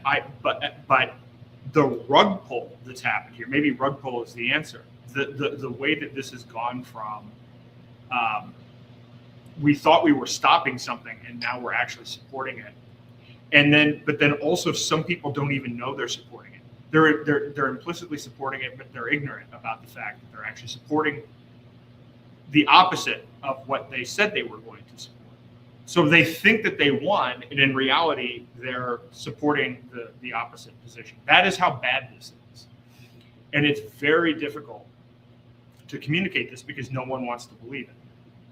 And then actually it gets worse than that. You don't want to believe that the guy that, I did, this was a little analysis I did here. Did you know that a quarter of all of the national debt that we have accrued has happened under Trump? Yep. And a big chunk of it under Biden too, right? I mean, between those two, it's been a lot of debt's been added. Between those two, but 5 years, one guy, 25% of the debt. And people want to believe, but then this is like what I was saying before. There are a lot of people that are going to look back at believing in Bitcoin, and like 2 years from now, they're going to be like, oh my God, I believe that Michael Saylor talking about cyber hornets. And I believe that this guy who was borrowing other people's money to buy Bitcoin and hold it in a company, I believe that this guy that we were going to save the world doing, like they're going to look really stupid, but it's almost the same as saying, well, the guy that pushed Operation Warp Speed and added, 8-point-something trillion dollars, thinking that guy was going to be the Avenger to come back and fix things. We're going to look back at this and say, oh my God, how did we get? I think you made a comment about this. Maybe this whole thing was like, hey, we'll put Biden in there to make it so bad by comparison that we're even willing to bring Trump back. Yeah. Well, I do think there's an ebb and flow here, Aaron. If you think about, let's back up just a little bit to old man Bush and Cheney, right? A lot of things happened during that period of time, right? You get 9/11, you get the NASDAQ bubble crash, you get the Patriot Act, right? A lot of things. And then you get a lot of wars, right? Weapons of mass destruction, definitely a neocon influence, right? A white male neocon influence, and there was a big push during that window of time. And remember, little Bush didn't get in there very cleanly either. Remember that whole deal, right? That wasn't a clean election. Then we come out of there. What do you get? Well, you get McCain and you get Palin, right? Not what the people want. They're sick and tired of this white neocon, kind of a mentality. So they're like, okay, easy slam dunk to get Obama in there, right? You get Obama in there for 8 years. Then what do you want? You want to change. So you get in Trump, right? A lot of people don't like him, whatever else. Too much of Trump at one time was too much for a lot of people, right? So what do? You bring in Biden, Sleepy Joe, who, that's how he's been nicknamed by Trump. And you get this ebb and this flow, right? This back and forth. It's no different than sports or anything. You fake left to go right, or, you get these ebbs and flows and things. And this is how you get people off sides. So you put Sleepy Joe in there where, he goes in, signs a bunch of executive orders, and then you don't see the guy. He's on vacation, 2 out of the 4 years he's there, right? And nothing's happening. And so what do people want, right? No different than they didn't want another Bush and Cheney, right? They wanted something different. They got it with Obama, but did they? Now what you're getting, you didn't want Bush. You were sick and tired of Trump. A lot of people are sick and tired of him. You bring in Sleepy Joe. You create this vacuum for Trump to come in and slam the executive orders and just start slamming this stuff down our throat, right? And look at what happened at the World Economic Forum, Aaron. He had the world up in arms over Greenland. I mean, he had Europe doing somersaults. I mean, these people were literally losing their underwear, right? They had no idea what was going on. Starmer and Macron and Mayers, right? And then all of a sudden, it's solved. He sits down in a meeting room with Mark Rutte an hour and a half, and it's just poof, it's gone, right? I mean, it's just evaporates. I mean, you can't. And then I listened to this guy of Finland, right? A very interesting perspective. This Alex Stubb, very smart guy, buddies with Trump, buddies with Carney too, right? But very interesting perspective on West, East, South. And if anybody gets a chance, it's worth watching. But yeah, I think this is an ebb and flow, Aaron. I think if you believe in the technocracy, right? If you believe that these things are connected, when has the stock market ever gone down? It went down in the NASDAQ bubble, 9/11, and the real estate crisis, COVID. If you really look at the stock market and you look at a weekly or monthly chart, the only time this thing has really gone down, right, is when they've wanted it to, when these false flags have occurred. Otherwise, it's like you said, right? It's this massive amount of money being pumped into a system that's going faster than the productivity gains are coming. Even though our productivity in this country is higher than almost anywhere else in the world, or so we're told, the amount of money we're spending to get there is just outpacing the productivity gains. So if we don't get something like AI, we're running off a cliff. You know what I mean? And I think it's an ebb and flow back and forth. And I'm starting to believe more and more, Aaron, all the time that this stuff is just, the whole thing's orchestrated. I mean, it's hard. And I know a lot of people say this guy's lost his mind, but I really am starting to believe, especially when I watch the markets and I watch how the structure of markets, because I trade 30 different markets and I trade, 500 to 1,000 different trades a day. I mean, so I see a lot of different things, and I've watched the evolution of this, and I've watched how things have changed. And this is a progression. It's a very clear progression. And then when we see these betting markets, right, these prediction markets coming in, we see the tokenization coming in, we see it falling into the hands of the CFTC. I know the CFTC, in my opinion, they have done a terrible job. You might as well just get rid of them because it's the Wild West. I mean, they do nothing. They do not get the bad guys. They only get the good guys. That's the bottom line. I've never seen a bad guy get arrested. Take example, New Jersey Senator John Corzine, right? He comes in, essentially basically blows the futures market up. Never had a problem in 200 years of operation. John Corzine comes in, basically blows the system up, and he just walks free. No punishment, no penalties. They never get the bad guys, ever. ever, never. I mean, 1MBD, I think we were talking about that, right? The other day, 1MBD, one of the biggest scandals of all time. And the guy's going to get a pardon. They never get the bad guys ever, you know? And so I think it's all orchestrated. I really believe it's all orchestrated, Aaron. I think it's, I put out a meme that problem, reaction, solution. And I think Democrats create the problems. Republicans give a fear-based reaction, and then the solution is Palantir, right? So it's like, you know, here's a bad idea. It's just watching what's going on in Minnesota right now. Whatever side that you're on, what we're going to end up getting out of this is probably gun control and more Palantir. It doesn't even matter which side you're on this issue. In fact, I believe Republicans are going to be the ones actually successful in pushing gun control. Again, we've got real ID, we've got a backdoor CBDC. It's mind-boggling to me that this happens. But the you know, it's easy to get people rallied up around fear. It's like, hey, you know, yeah, we've got to defeat the bad guys. Now here's some more surveillance on you, the not bad guy. But it works. It works every single time. But yeah, I think a lot of this is, we have to stop believing in politicians. The problem is believing that any of these politicians are going to solve it, because they haven't yet. And it's now structurally such that somebody asked, what can we do about it? I said, I don't know. I feel like maybe we end up breaking up into states. I don't think you can fix the federal government. I've researched nations and empires. I've never found a situation where there was a turnaround. I've done a podcast or two on this. And if you just look at what would need to happen to change things, how do you change the fact, like you look at Congress and you look at like this crypto, $100 million went into this crypto bill. And then you look at how these politicians are funded and you look at who writes the bills. We tried this. So this was tried after the Ron Paul revolution. And the idea is, we're going to have these liberty Republicans come in and we're going to restore the Constitution. We're going to audit the Fed. We're going to end the Fed. It's gone nowhere. The Federal Reserve has ballooned since Ron Paul wrote End the Fed. We've made zero progress. We have Rand Paul and Thomas Massie, and at one point we had Justin Amash, and you know what's actually happened? And as much as I like the stand that those guys take, they haven't made any impact. Everything's gotten much worse, and there's no momentum. It's not like we've gone from 2 to 3 to now 30 people in the House, right? Where you can see a trajectory. At the rate that we're going now, there's an infinite amount of time before anything could possibly happen. You can't have 2 out of 535 people and make a change. And look at what happens, by the way. If you're Thomas Massie, you end up being targeted. Trump has targeted them. AIPAC has targeted them. They're spending millions and millions of dollars to remove the only principled people that we have. So there is not a political solution.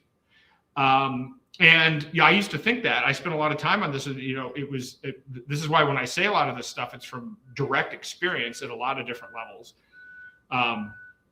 which I've described. We have to, but some of these are things that we haven't worked out as humanity. For instance, fiat currency doesn't work. If insanity is doing the same thing over and over again, then I've got news for you. Debt-based currency issued by the state has a 0% success rate. So if you're going to come back and say, well, the founders at least looked at things here from first principles, and we were kind of the first. This is a great system where we actually codified, what government could do, and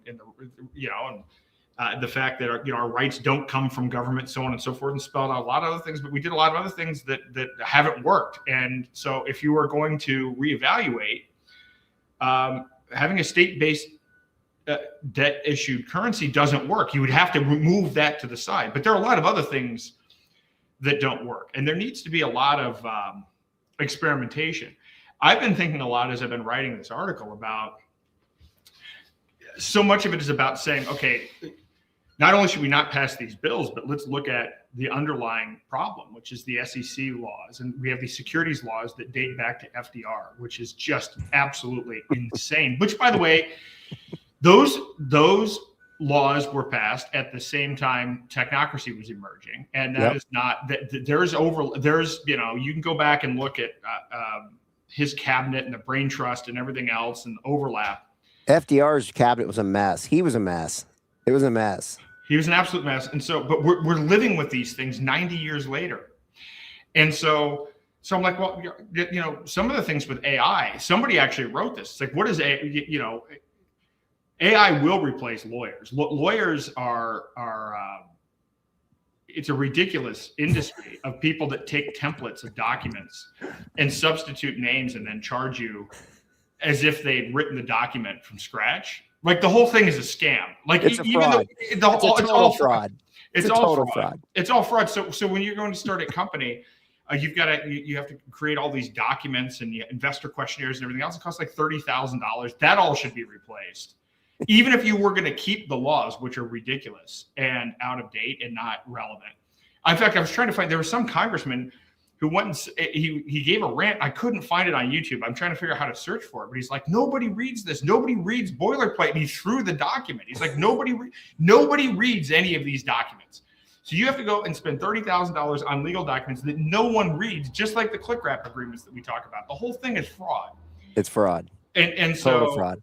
So I was thinking about, well, so many people say, well, what are you going to do without the state to enforce these things? So then I'm like, okay, well, let's look at how state enforcement works. Because the premise here is that what we have works. What we have does not work. So now I'm doing charts of how much does it cost? How much have legal fees gone up versus inflation? What is the impact of that? I'm like, these systems do not work. You can't even afford to sue somebody. I mean, like the financial value of a lawsuit has to be really high in order to justify even playing. Your odds are, what's the probability of me winning? Then you look at what the legal fees are going to be, and it's like, unless it's a 6-figure or more settlement, you can't even afford to play. It provides no justice for anyone. It provides zero justice for the little guy. The system is just broken. So this is the answer to somebody, well, how do you fix this? You do not fix this. You start from scratch, and how that gets worked out, that's a whole other different situation. But there are some profound implications of AI that people don't want to look at. Some people want to just say, oh, AI is bad. AI is not bad. I mean, this whole thing about the weight, there's so much human fraud. It doesn't mean that the AI is going to be perfect, but you could make some AI that's open source where you could actually at least see what it's doing. Right now, we have corrupt people working in the shadows. Even the fact that you have to pay money to Pacer to get legal documents. Like the whole system is just, Aaron Schwartz ended up killing himself because he was trying to make these legal documents available for free, and the FBI went after him, and he actually killed himself rather than go through that whole situation. I mean, this system is not working. I don't know what the answer is going to be, but other than to say that we need to have conversations from first principles, and there needs to be some experimentation, and we have to actually have the humility to admit, as much as we may have liked the foundational principles, something got profoundly broken here. Well, I think you're right. And I think, remember, what is a revolution, number one, right? Because people think of it as, just, military and blood and guts everywhere. But a revolution doesn't have to be that. And I think, keep in mind competition. And if you have competing AIs, right, the good AIs will win. Right. And so you take out of the equation propaganda, you take out of the equation false flags, you take out of the equation ripping off the people with a COVID scam, not 2008 scam. Right. Again, 25% of the debt under Trump. The other chunk's been wars, right? Wars we didn't need, WMD, all these things. Right. You take that stuff out of the equation. And you let people use this AI. Remember, a computer has multiple different types of memory, because one memory isn't enough, So you have RAM, you have long-term memory. Human beings can't do everything. We're very good at certain things, but we don't have great memories. The AI is essentially your memory, right? You have all this stuff. Who was it? What was the scientist that said, you don't need to remember everything. You just need to know where to find it. That's AI. Is it Einstein? Was it Albert Einstein? I think it was one of those guys. One of the geniuses said that. The point is, I think AI is a potential solution here, as long as it's not corrupted by a bunch of bad people. The concept of large language model and being able to locate and organize thoughts quickly, that you know where the information's coming from. You trust it, just like you do your food. You want to know where your food's coming from, right? Because you can't trust. It's the same concept. This isn't rocket science. And I think really and realistically, if you have the great idea of escrow, right? If you let people interact with each other and you have an escrow component and you say, look, this person just isn't trustworthy, we all live and abide by the 4-star, 5-star thing. We don't have a problem with a 4 and 5 star. You know what I mean? Okay, this guy's got a 4 or 5 star. I'm not going to require as much escrow. I've got videos of him, interacting with people. He's got a lot of good recommendations. I'm not going to require as much escrow to do this transaction with him. However, this guy's shady, brand new, never transacted. I'm going to require more escrow. And then you earn your pedigree over time because you're a good dealer. You know what I mean? Yep. This really isn't rocket science. I mean, it's really not that hard. The problem is revolution, right? What does that mean? The people have always held the power. They just never have the balls to storm the castle. We never have the balls to storm the castle. And that doesn't mean blood and guts. That means storming the castle and taking control of the AI, because people are way smarter than these globalists and these technocrats and these other people. They use us, they put us on the mouse wheel, use us over and over and over again to solve their damn problems. You know what I mean? They steal everything. You know what I mean? Then they leave us with the shit, the debt and everything else. So I don't think it's that hard of a solution here. We don't have the balls to storm the castle, and we never do, right? And we've always had the people have always had the control. And I don't really think we hate each other as much as we think we do, right? I don't really think party and black and white and male, female. I think it's all bullshit, or mostly bullshit. I think realistically, if you just create honest dealers, you're going to have a pretty good society. That's my belief. Yeah, I mean, I put a post out where it's actually 8 billion people versus about 500. And what they do is a great job of manufacturing these near 50-50 divisions over almost anything. But, the thing, and so, I mean, again, I use AI differently than, I don't just use ChatGPT or the big tech version of it, or in the way people use the big tech side of it. What I'm worried about, though, is it's kind of like, all right, Bitcoin had the potential to separate money and state. Tokenization has the potential to allow people to engage in voluntary trade of all kinds all over the world. And AI could empower you as an individual to be able to basically have access to and to choose which data you're actually accessing. Kind of like you curate what you learn. You choose what you want to learn, and you choose where you want to go. You can use AI in that way, where you're just using the language model to interact with the data that you select. And it can become an extension of yourself. That's the main way that I use AI is on my own content and on my own data sources, because I spend a lot of time repackaging information and trying to say things in different ways, and then trying to pull in new information as it relates to a theme or whatever. Well, that's time consuming. That's a lot less time consuming with AI. You can get 100 times more work done with AI in that regard. My fear, of course, is though, just as Bitcoin got hijacked, just as tokenization got hijacked, it's all the same problem, and the same problem is around free will and the intended use of these technologies. And even if you start off with good intentions for these technologies, they tend to get hijacked. And I think they get hijacked in a very kind of algorithmic way, in a way. Like, I don't think that the globalists create these technologies. They just are able to sit there and wait. And I actually think in some ways they use securities laws for this. There's a whole system and so forth in place that makes it so the only way that you can grow is to access capital, and that capital has an ideological slant to it, and then basically absorbs good ideas and turns them into these dystopian versions of these ideas. And that's a whole other separate thing. But I think you're absolutely right. We can win. And there isn't the revolution doesn't require fighting. The revolution actually requires exiting and building parallel systems. No fighting needs to happen. And you don't even need to challenge the system. You need to exit the system, because the system is structured in such a way that when you fight it, you're going to lose. I mean, it's kind of like the only thing, and part of this, when I say this stuff, I say it because I've been through, 30 years as a political activist, and then being part of the Free State Project in New Hampshire that has also taken on going to court a lot. I've been in my own legal situations, but also other Free Staters. We go to court and we film each other's court hearings. There's a whole like body of experience here. And so there are a lot of people that think, well, we've got the Constitution. This will get decided in the courts. You've never dealt with the court if you hold that position. If you're still holding that the courts are actually based on the rule of law and objective, you're clueless. You watch that how a bill was made thing that I mentioned earlier, and you've applied that same naive thinking to the court system. That is not how it works. The courts are unfixable. And so, yeah. Can you play a link, Aaron? I just sent you a link to your.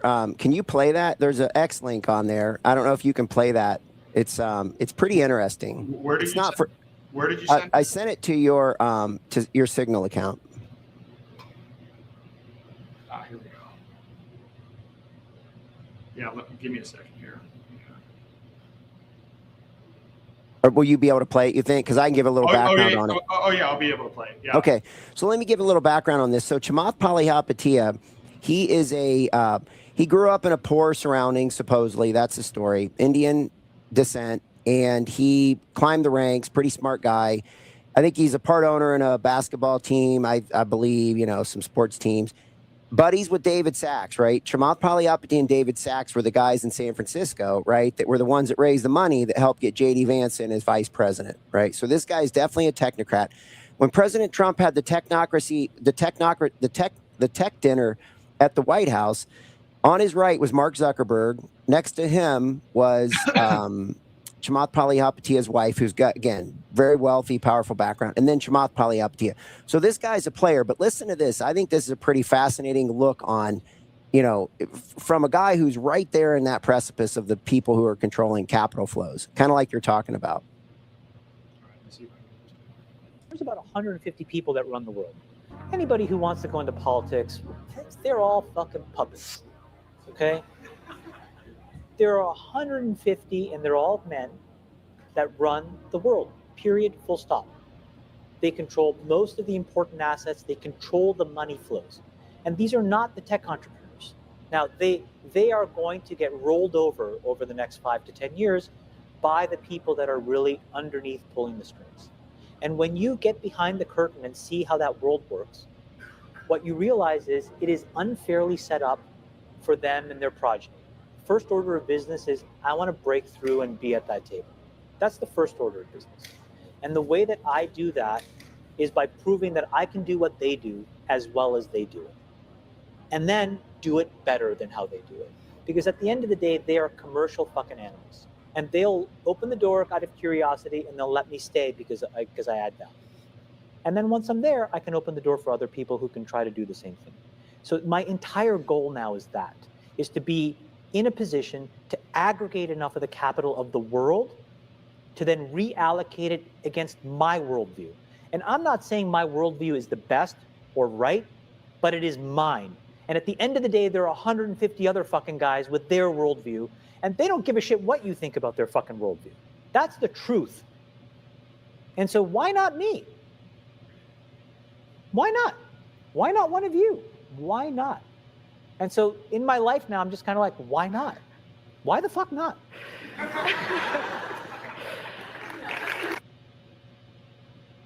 What a disaster. I mean, the thing is, by the way, so this is what I've said about Bitcoin maxis, that early on they looked at central bankers with disgust, and it turned out it was envy. And what they wanted was actually a seat at the table. They acted like they wanted decentralized money separated from state so that people could have voluntary transactions around the world without the grip of the state. And then the ones that maintained their view that for a Bitcoin maximalism, despite it being hijacked, it turns out those are people like Brian Armstrong.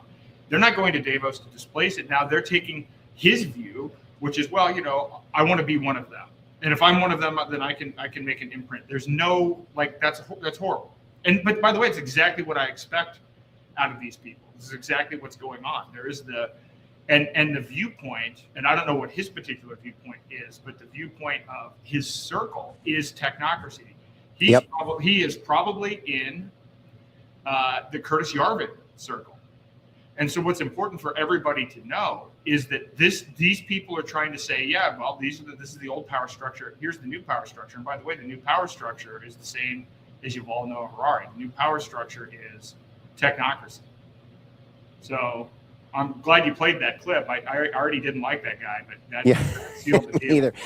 Well, and his one claim to fame, if there was one, was the special purpose acquisition company, the SPACs. Remember, he was going wildfire on the SPACs, and it backfired. It didn't really work out very well, right? And for lots of different reasons. But that was his one thing, and it fits, right? If you listen what he said there, he followed that up because that was an older clip. He followed that up with these SPACs, the special purpose acquisition companies, to aggregate the capital. That's what he was trying to do, is aggregate the capital to get control. It backfired.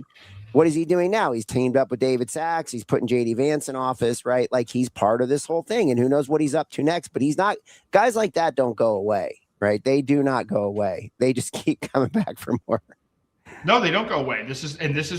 And by the way, what their strategy was that we're going to control Trump. And they're controlling Trump. He's in the circle with Andreessen, and they're coming in. These are people that didn't like. These were not Republicans. These were people that were on the opposite side. And then he's on there with his sweater, and doing his whole thing. And now all of a sudden, oh my God, I can't believe all these woke policies that we implemented in San Francisco are coming back to bite us in the ass. Now we're against that. Or Musk, who is pictures of him with getting handouts from Obama, and now he's trying to play this moderate position of. He's just in the middle where, it's all fake. And these guys want power, and they don't want power for these humanitarian purposes. They have power most of these people don't like humanity. Most of these people think that humanity is something to be solved. And often there's some deep psychological wound in their background.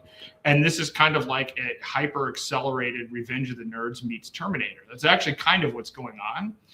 And people need to understand that the amount of bullshit people have swallowed with Musk is almost unbearable. Now, I'm beginning to wonder how much of his support is actually fake or not, because I am finding that people that used to say that he was saving free speech and everything else, I think that is kind of wearing off. That I'm seeing that is starting to wear off. I'm seeing people are starting to maybe question, hey, maybe that was maybe he had an alternative solution. I mean, if you want to read the summary that I gave of the terms of service of X, which states that he can give your information, including DMs, to government authorities, and he owns all your content. You can use it for training data. And if you try to reverse engineer and figure out how he's doing censorship, you violated the terms of service. It's there in black and white. Or if you want to see him in his own words talk about everything that's technocracy, I mean, it takes a lot of work to actually delude yourself that he is the thing that they're putting him on the pedestal as being, things like, saving free speech and so forth. You actually have to go out of your way to believe that story.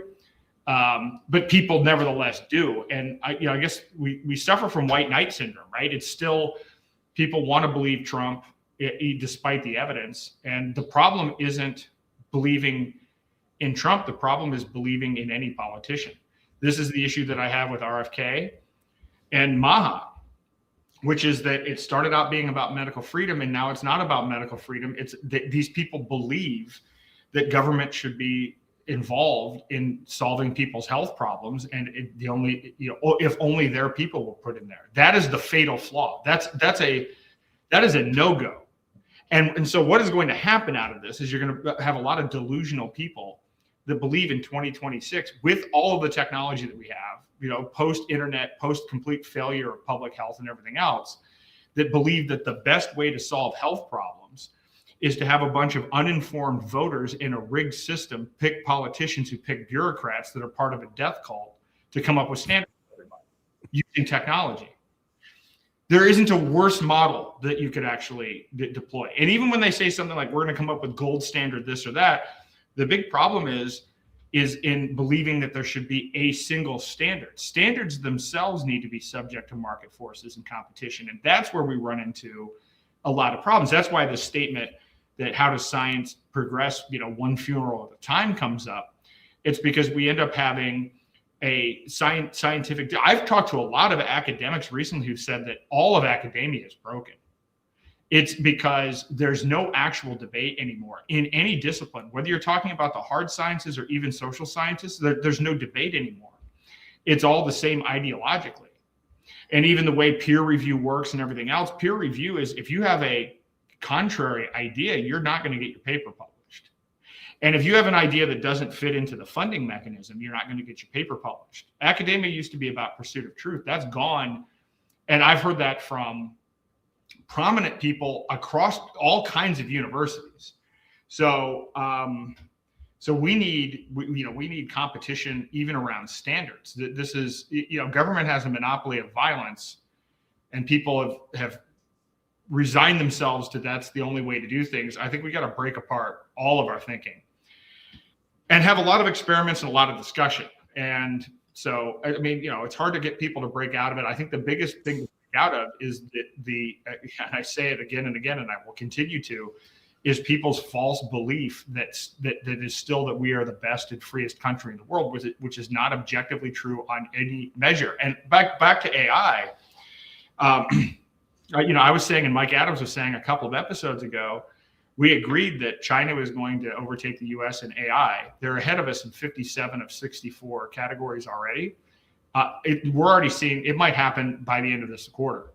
In the last week, there have been 3 models released by China that are actually arguably cutting edge, state-of-the-art models, and they're all open source. Meanwhile, ChatGPT is dying. ChatGPT is sitting there trying to figure out how to interject ads. Their model is not even state-of-the-art compared to other models. I don't think Grok there's more propaganda around Grok than actual results. The AI is not that great. Claude is genuinely the best right now for coding, but there's this the new Chinese model, Kimi 2.5, that I'm hearing actually gives it a run for its money right now, open source model. So the US lost because of closed source, and they lost in part, by the way, because of Trump's tariffs, because Trump's tariffs on GPUs put China in a position where they decided to think intelligently instead of about using brute force. So they've actually changed the fundamental nature and the way that their models work, so that it's not about just adding more compute power.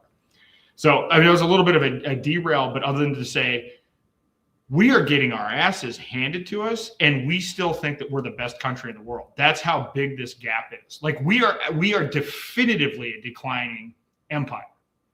This is why we are using military force. This is why, our dollar's collapsing and everything else. We are absolutely declining. We're not going to decline. We are actively declining. And we have a 0% chance of being successful to the extent that people continue to believe. Unless you admit you have a problem, you can't fix it. And as a nation, we don't admit we have a problem. And we will use any excuse. The big one now is to blame communism. Well, they've been using that one since World War II, right? We're blaming communism, and we're blaming the infiltration of communists. Like, look at our social, again, look at Medicare, Medicaid, Social Security, and tell me we need to be worried about external communism. No one wants to admit what's going on with these entitlements. No one wants to admit it. And so I put this out there, and people disagree with me on this because it hits a nerve, and it's always the same response. I don't care if you don't like the information. The information is actually factually true. This is why people say, it's the third rail of politics. If you're not going to touch the third rail, everything else that you're doing is useless. You are literally rearranging deck chairs on the Titanic. None of it matters. If you don't deal with the root cause issues, then everything is theater and fake. Yep. And the thing is, that is what all of these conservative talk show things, none of what they say matters. None of their debate matters. Whether they're right or wrong doesn't matter. And then they'll move on to another useless issue that doesn't matter. When has any of the Candace Owen, Nick Foot, when has anything that they've ever done resolved anything or mattered? One thing. Can't think of anything. If anything, it just causes more useless bubblegum debate, right? It's the same thing. But I think the key is, if you're able to shine a light through Tucker, through these other outlets, and maybe the timing's right for this because it feels right? The interview you just did, the one that I can't wait to go watch on YouTube. Who was that with? I wrote it down. Paul Barron. Paul Barron. If it was that well received, people are hungry for this. I mean, if you can get the spotlight, and get this out there. And then they have an outlet to go to where when they're hungry to search for something and there's an outlet, they're satisfied. You know what I mean? They're hungry. Now it's time to eat. They can go and look at the Technocracy Atlas, right? They can go and look at these things and look at how screwed they are on all the click wrap agreements they've signed, you know? Then all of a sudden it's like, you can't change, you can't unsee what you've seen. You know what I mean? And that's the key, right? Is you go shine a light, then you go looking, you come back, you're hungry, you take a bite, and you can't unsee it. You can't uneat it. You know what I mean? And then I think it can pass even word of mouth, right? I think, but and it doesn't take a lot. Number one, we have to stop this Clarity Act, right? We have to stop this thing because there's no debate right there. If you want to say there's ever been a thing where there's no debate, there's no debate going on right there. There's zero debate, Aaron, and it's coming at us like a freight train. And if we let this get through, we are in deep trouble. Well, that's what I was saying. So there is debate, but the debate is about what percentage of the pie the CFTC is going to get versus the SEC, and then the Democrats are in there trying to get regulation for the lawyers. Those are the people that are at the debate. And this is why in the article, I'm trying to lay out to people how politics works, because so many people have this idea of like, this isn't Mr. Smith. There's no Mr. Smith goes to Washington. That is not available to you. This is not how any of this actually works. So the only people at the table they're dividing our assets at the table, period. There isn't a single person. And by the way, I'm not going to go up there and represent us because it doesn't even matter. Unless somebody wants to bankroll me with $10 billion, because these people get paid. The politicians are bought off for these positions. Look at the FEC filings. This isn't even me being cynical either. This is a stark, realistic examination of how this works. And I spent time doing this. I've supported federal politics. I've run for office. I may run for office again for the reason of I'm going to go and solve it. The only thing anybody can do is expose what's going on long enough to buy people enough time to take back their own individual sovereignty. There is no way you're going to fix Washington, D.C. It is, and I used to think that you could, and would even put together packs like if you won this many votes and did all this other stuff, and tried it at the state level. You know what I found is we won, between my wife and I, we won 250 races or something like this at the state level, and then the people that we support get co-opted by the leadership of the party in the state senate or whatever it happens to be, and then they flip votes. You can't keep your own people. Even if I had people that signed pledges that got elected because they signed a pledge on an issue, opposing an issue, and then 6 years later they end up the prime sponsor making the thing that they opposed permanent. So you can't keep together a group of these, because the kinds of people that gravitate towards politics, you don't have, Ron Paul, Tom Massey types of people come around like literally one a generation. There's not enough of those people to aggregate to sustain making change. And then look at what happens to them when they're even in there. So anyway, but if that doesn't mean that the Clarity Act can fail for a whole number of reasons. One thing that could cause the Clarity Act to fail is other things like the government shutdown, some other kind of crisis, something that actually preempts it and that pushes out this particular legislation out past the midterms. That is actually one of the ways that we can stop the Clarity Act. But we're not going to stop the Clarity Act by testifying in front of Congress. And we're not going to stop the Clarity Act by talking to senators. Now, I will tell you, let me give you two examples of things, the kinds of things that I would do. One, running for Senate, saying, look, if the Clarity Act passes, the probability of me running increases probably by 50%. Because I will go after Sununu and I will make sure that there are consequences for this. And the one thing that we would be better off having a more divided Congress, because we are screwed. The worst thing happens, we get the worst outcomes when it's the majority of one party. And it actually turns out when you look at the math, it's worse when it's Republicans. All Republicans, when it's an all Republican majority, you get bigger spending and bigger defense and everything else than you even get under Democrats. It's actually it's quite a thing to see when you line up the numbers, because it goes against what the rhetoric is. The other thing you could do is you could run a super PAC that targets any Republican that is in a race for U.S. Congress where their margin of victory was less than 2%. And you could start a super PAC and you could just go after those races. And again, I think the Republicans already lost control of the House. I know when Marjorie Taylor Greene, I haven't looked at what the numbers are, but they may have already lost the House. It was 60-something% likely that the Republicans were going to keep control of the Senate, but that goes down that's starting to near 50-50. And so it's like, okay, well, they lose control of, if it's just Trump and then Democrats with minor majorities, that is a better outcome in terms of slowing technocracy. Well, and how important is it to them? I mean, we've got this whole gun thing coming up. How much would the Democrats come over and vote for the Clarity Act if they got some sort of a gun legislation? I mean, you can't rule that out. You know what I mean? It's like, it's that important to get this thing through, from a digital currency. Because again, Lutnik, Hines, right? All these guys Aaron, when I watch Bloomberg during the daytime, there's very little in the U.S. Bloomberg on digital tokenization or digital currency or anything. When you go to Asia at night and you watch the Asian version of Bloomberg, it's freaking everything. They talk about tokenization nonstop. You go to these conferences over in Singapore or Malaysia or, Kuala Lumpur, or, wherever they're at, and it's all about tokenization. I mean, it's just nonstop talk about it. So like we're not getting the story here. Like, it's just not getting out to people at all. But in Asia, it's getting out. It's very clear, right? And they're behind it. And that's probably why they're winning this AI race, because they see what's really going on and they're not being propagandized, right? They're allowed to, they're basically the mind is being freed to develop. And that's what they're doing with this open source code. You can see how this stuff connects, right? It's not that hard to see how the puzzle fits. No, it's not. But we have no idea. We do not perceive how much propaganda we have here. We really don't. We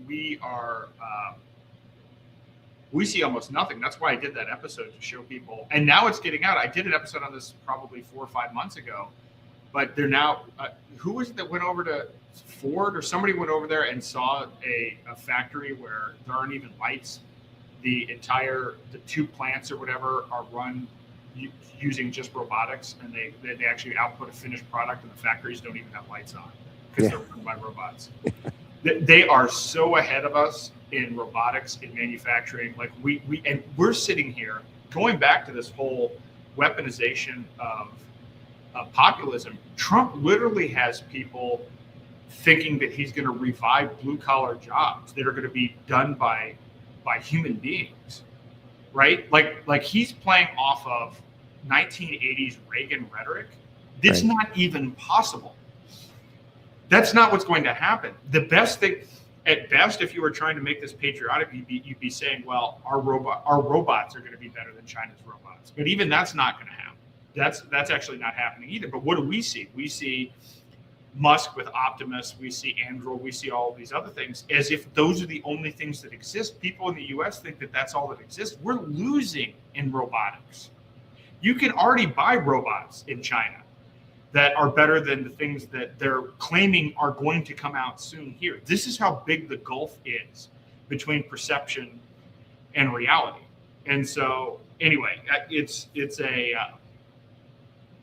I don't know. We'll see what happens, but the Clarity Act could be halted. So there's always some way that it could happen. But I know that the way that it's not going to happen is how do I overcome Trump and David Sachs, parroted by all of the media from Bloomberg to CNBC to every crypto journal, saying that this is going to make America the crypto hub of the world, even though it's completely false. How do you get the message out?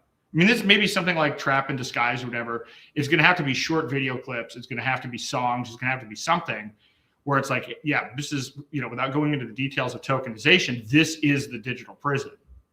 This is not, again, on what planet would a Republican be claiming that excessive regulation is what is going to make America great and competitive? That's not how it works. Money flows to where it's freest. This is a known concept. We are not competitive with the UAE. We are not competitive with Singapore. We are not competitive with probably even now at this point, South Korea. We are not leading on this. This regulation doesn't make us freer, and therefore that's not where capital is going to flow. It's actually an absurd proposition. The only way it's going to happen is if they use force, which of course is what they will. Yep. No, I think that's right. I mean, that's where they're headed. That's where they're headed with it. Well, it can go a long way with Tucker, right? Tucker gets a pretty good audience. You'll see the reception. I mean, you'll see how active your website gets. At that point, it's worth going into and saying, okay, let's get some backing on this and let's do these short videos and make a real marketing push on this. I mean, look, you can make a dent in today's world. I mean, you can make a dent, but again, X is throttled, Rumble's throttled, YouTube's throttled. A lot of these things are throttled. So,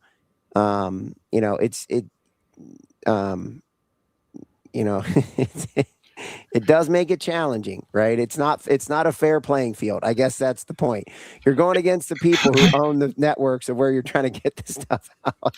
That makes it hard. But it is that one interview showed me that there's an appetite and that people sense that it's BS, but they don't know how it's BS or who's pulling the strings. And so if we can get bigger scale, and again, but it's, the problem is, this is why I end up with these long articles. It's not, hey, this is really bad, go call your congressman.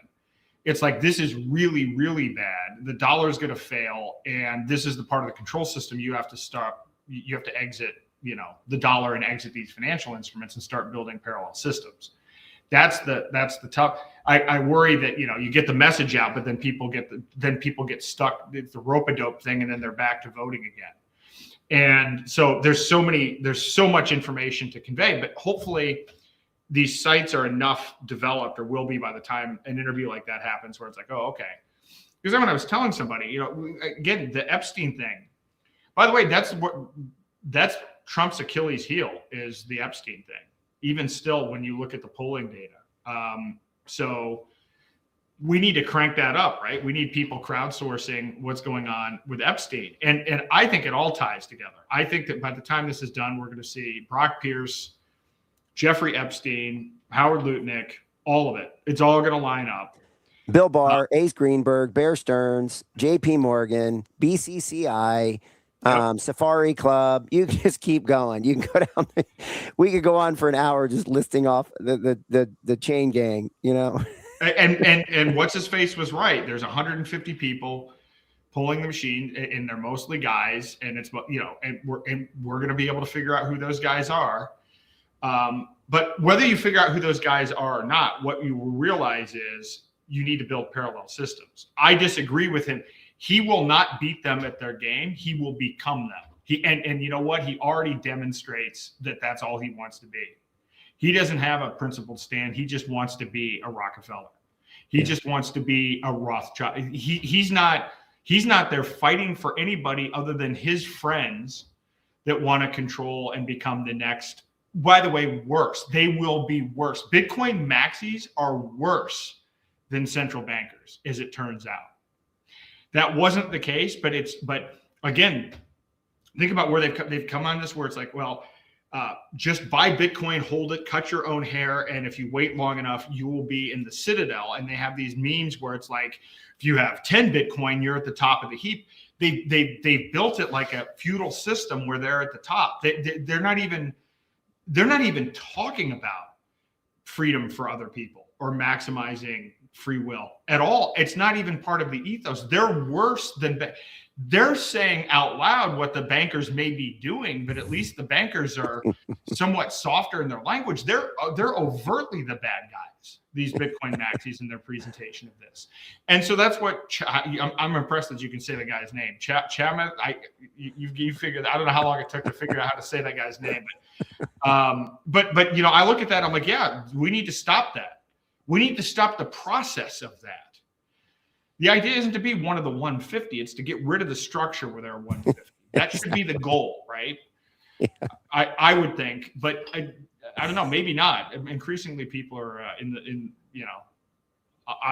aligning with this. I'm getting sick of people, you see people lining up. Well, yeah, we need monarchy. We need a dictator.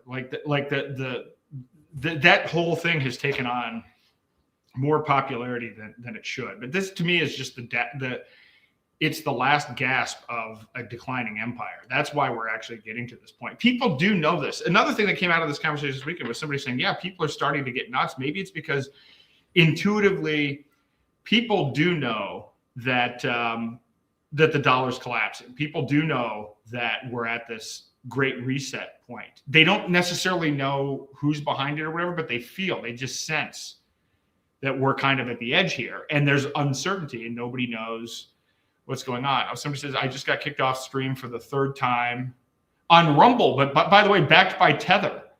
You know, Rumble's not going to like this content, by the way, because Tether is one of the big investors in Rumble. I'm not long for Rumble, and as Craig taught me, and as we did on that episode, Rumble is like fake traffic and pay to play.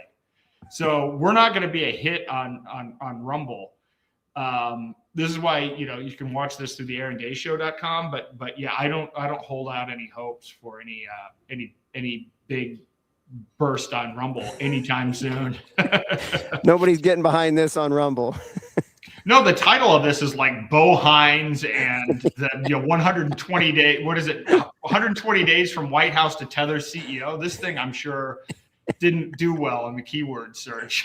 All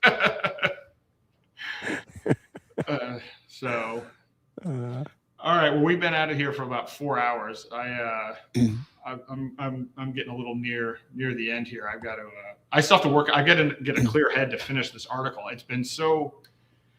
Writing is initially fast, but you know, AI does not work for writing this kind of stuff. I can't use AI for this. I can use AI for research, but you can't use AI for writing. I end up having to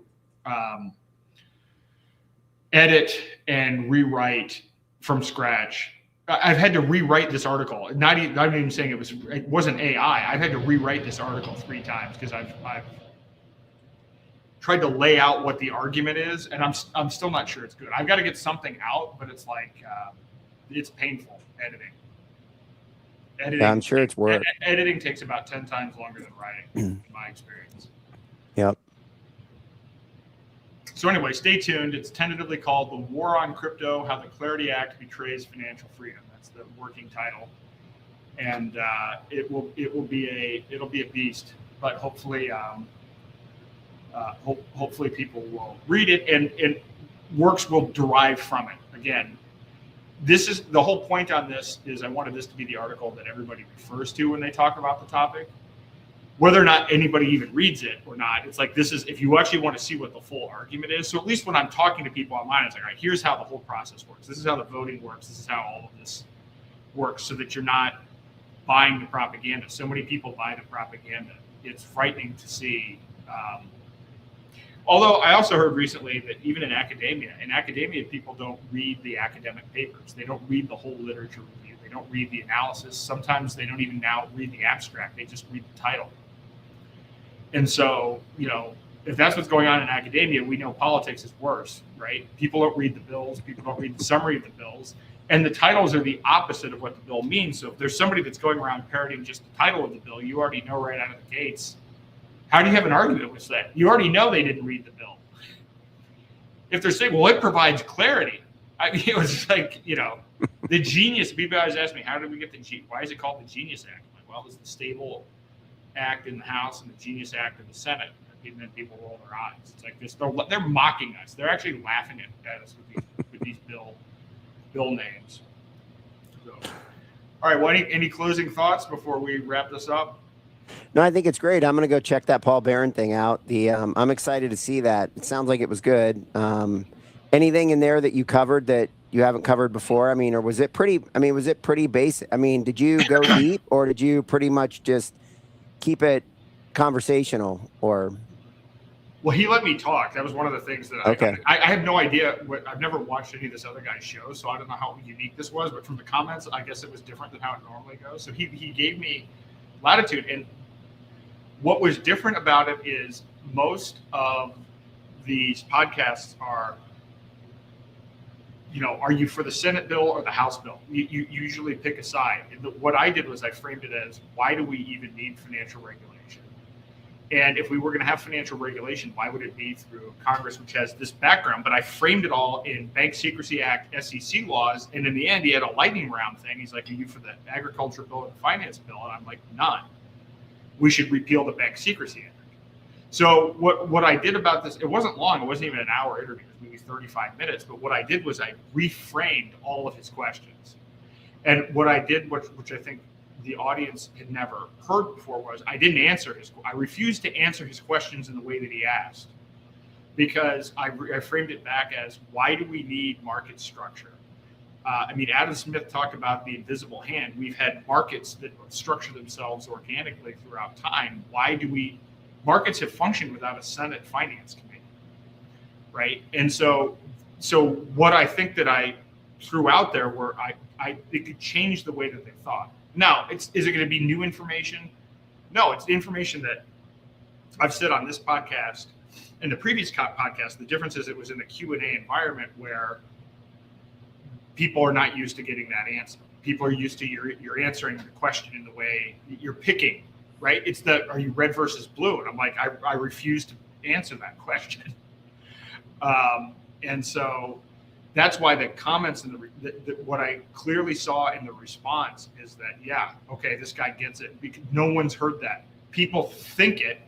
And again, people intuitively, I think, understand this, but no one's ever said it or been allowed to say it on any of these platforms.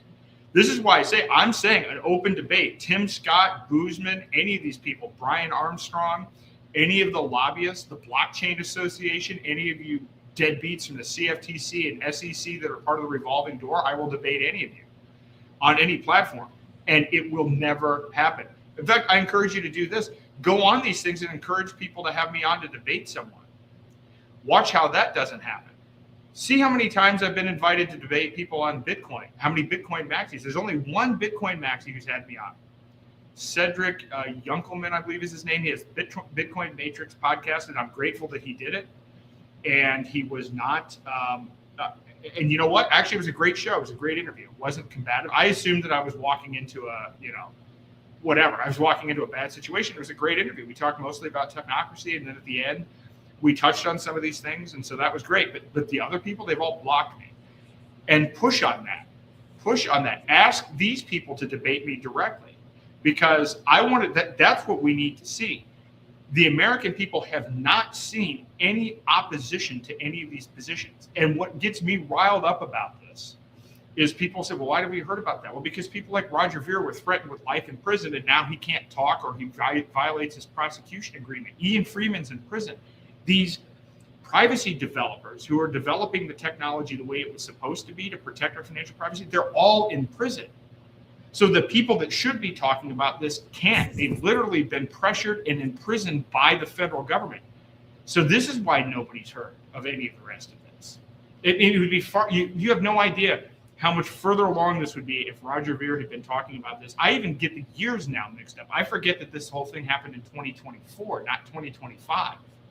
We are approaching like 2 years almost. So we're like one year and 9 months into when Roger was initially arrested. He's been silenced this entire time on the hijacking of Bitcoin. Think about how impactful that is based on what's happening today. What if his voice was there? Why do you think his voice was suppressed? Yep. Gee, I wonder. And again, Ian Freeman. So people can't know. People have not been exposed to this information. It's literally been suppressed by the force of the state. In many instances, now spanning different political administrations. And so Trump did not stop the war on crypto. Trump has extended the war on crypto. And people still believe, he said, it's kind of like George Bush when he was on the aircraft carrier and it said mission accomplished. That's what I feel when I hear when people say, well, Trump ended the war on crypto. Trump did absolutely no such thing. He's made it worse. The Clarity Act and the Clarity and Genius Acts are the war on crypto. These people being in prison is the war on crypto. And so we've got to elevate this. So if you want to help out, again, if you have podcasts that you like, if you ask them to have me on. Actual authentic stuff works. This is how I got on Mike Adams. All of this other stuff. Again, I've never actively promoted. People have reached out to me, and now is the time. But if you see politicians promoting these bills, if you see these lobbyists, these groups, ask them to debate. Share the content. Ask them their opinion. Yeah, don't even say, well, hey, maybe this guy said this. Is he right or not? And then watch the silence. Watch the lack of response. And in some cases, the podcast might actually have me on. But generally speaking, push them on it.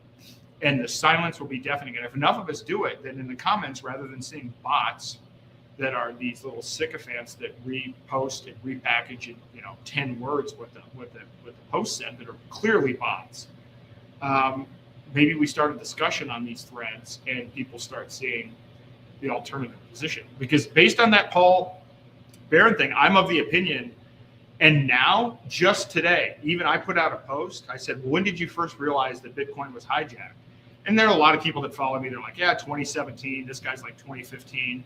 And then somebody just posted, 10 hours ago or yesterday, right? People are actually waking. Now you have to take be realistic about the fact that a lot of people's worldview is just being shattered. So they're kind of in a position where it's like, I had this happen like 2.5 years ago where a guy's like, wow, thank you for opening my eyes to this, but it's completely changed my social circle. Now that I know that Bitcoin was hijacked, I feel alone because I've lost my social group. He's like, he's glad to know that there are other people out there, but it's kind of like, this is how impactful this is. Bitcoin has become like a religion, and with its own sext, and people are, a lot of stuff going on, but Bitcoin people are starting to change. So I'm grateful for that. I'm trying to not be as, it's tough because we're running out of time. So you got to be as direct as possible, but at the same time, you want to be welcoming of people that have had their worldview shattered. My worldview was shattered. All of our world, you don't get to this position without your worldview having been shattered multiple times. And I'm sure it'll be shattered again. I've even had, when I got into tokenization, I thought that Patrick Byrne was working on all this stuff to decentralize all these things and create a hot swappable blockchain tech stack for human civilization. And it turns out he's a CIA asset. So this hasn't gone well so far. So I'm still waiting to not get rugged on something. So fingers crossed. Well, good. Well, it's a good one to share. Sounds like it's a good one. I'm looking forward to watching it. So. Awesome. All right. Well, have a good night, and we'll be back next Thursday. And next Thursday will be. So hold on. So Aaron, you and your wife should ask Courtney about a guest slot on Dr. Merritt's weekly private call. Thank you. That's a great idea. I will. We're going to do another launch of that probably in 2 weeks or 3 weeks after making some revisions. But that's a great idea. So next week will be Own Nothing, and hopefully we'll have these guests on to talk about the great taking. So this will be a good combination, 1, 2, plus an update on whatever's going on with this legislation. I guess we'll see where Bitcoin is. Bitcoin is now below $82,000. So just barely. So it's down. This is really creating a crisis for people. Gold going up and Bitcoin going down is a big deal. And that might open up a lot of people might start to think about reading Hijacking Bitcoin and considering some of these other alternative ideas. Yep. Well, and Michael Saylor's going to get blown out around 77,000. So that should get interesting. Oh, is that his number? Well, I think that's his average price, and it might be a little higher than that because he was buying up higher than that. So he probably pulled his average price up. But yeah, I mean, I think he starts to get put under pressure at 77,000, and the system would love nothing more than to splatter his Bitcoin all over the place, right? Yeah, absolutely. I mean, I have to think that maybe when he had his tax problems, he cut a deal with the CIA. His whole thing might be fake. I mean, that's just a theory. It could be. It could be. All right. Well, thank you again for coming on, and I'm going to play Trap in Disguise on the way out, and I will try to get that up on YouTube soon as well. Sounds great. Thanks, Aaron. Have a great night. Great show. Thanks.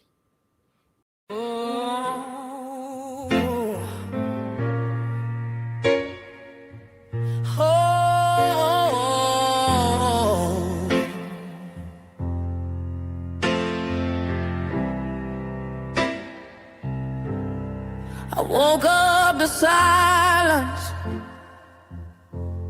but the war had begun. They froze my account, said I'd done something wrong. Wasn't no crime, just living free. Now the system got a chain on me.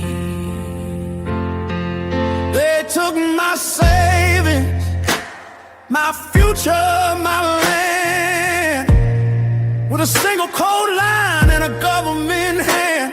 Said it was safety, said it was green, but all I see is tyranny behind the screen. This ain't innovation,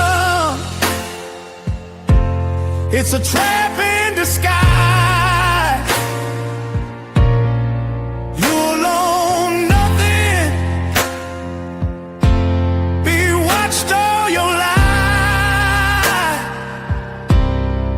Genius ain't freedom,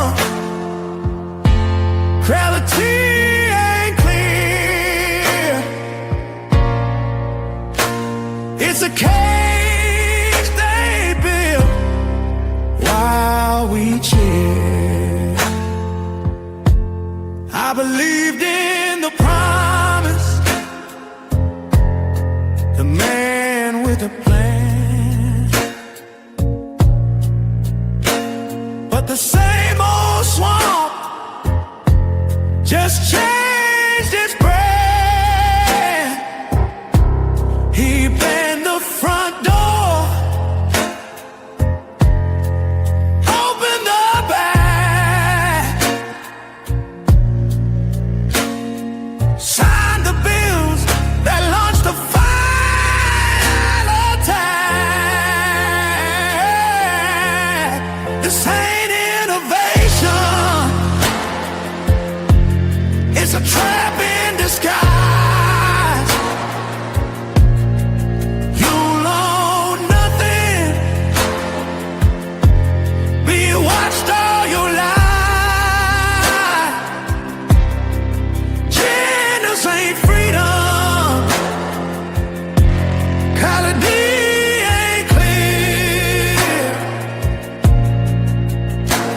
It's a cage they built while we cheer. Your gold, your guns, your voice, your name, they'll digitize it all, then shift the blame. Palantirizing AI chains, freedom dying slow in patriotic flames. This ain't about safety, it's control in disguise. With your ID, your face, your tears, your time, they wrapped it in stars, sold it with pride. But freedom's bleeding out from the inside.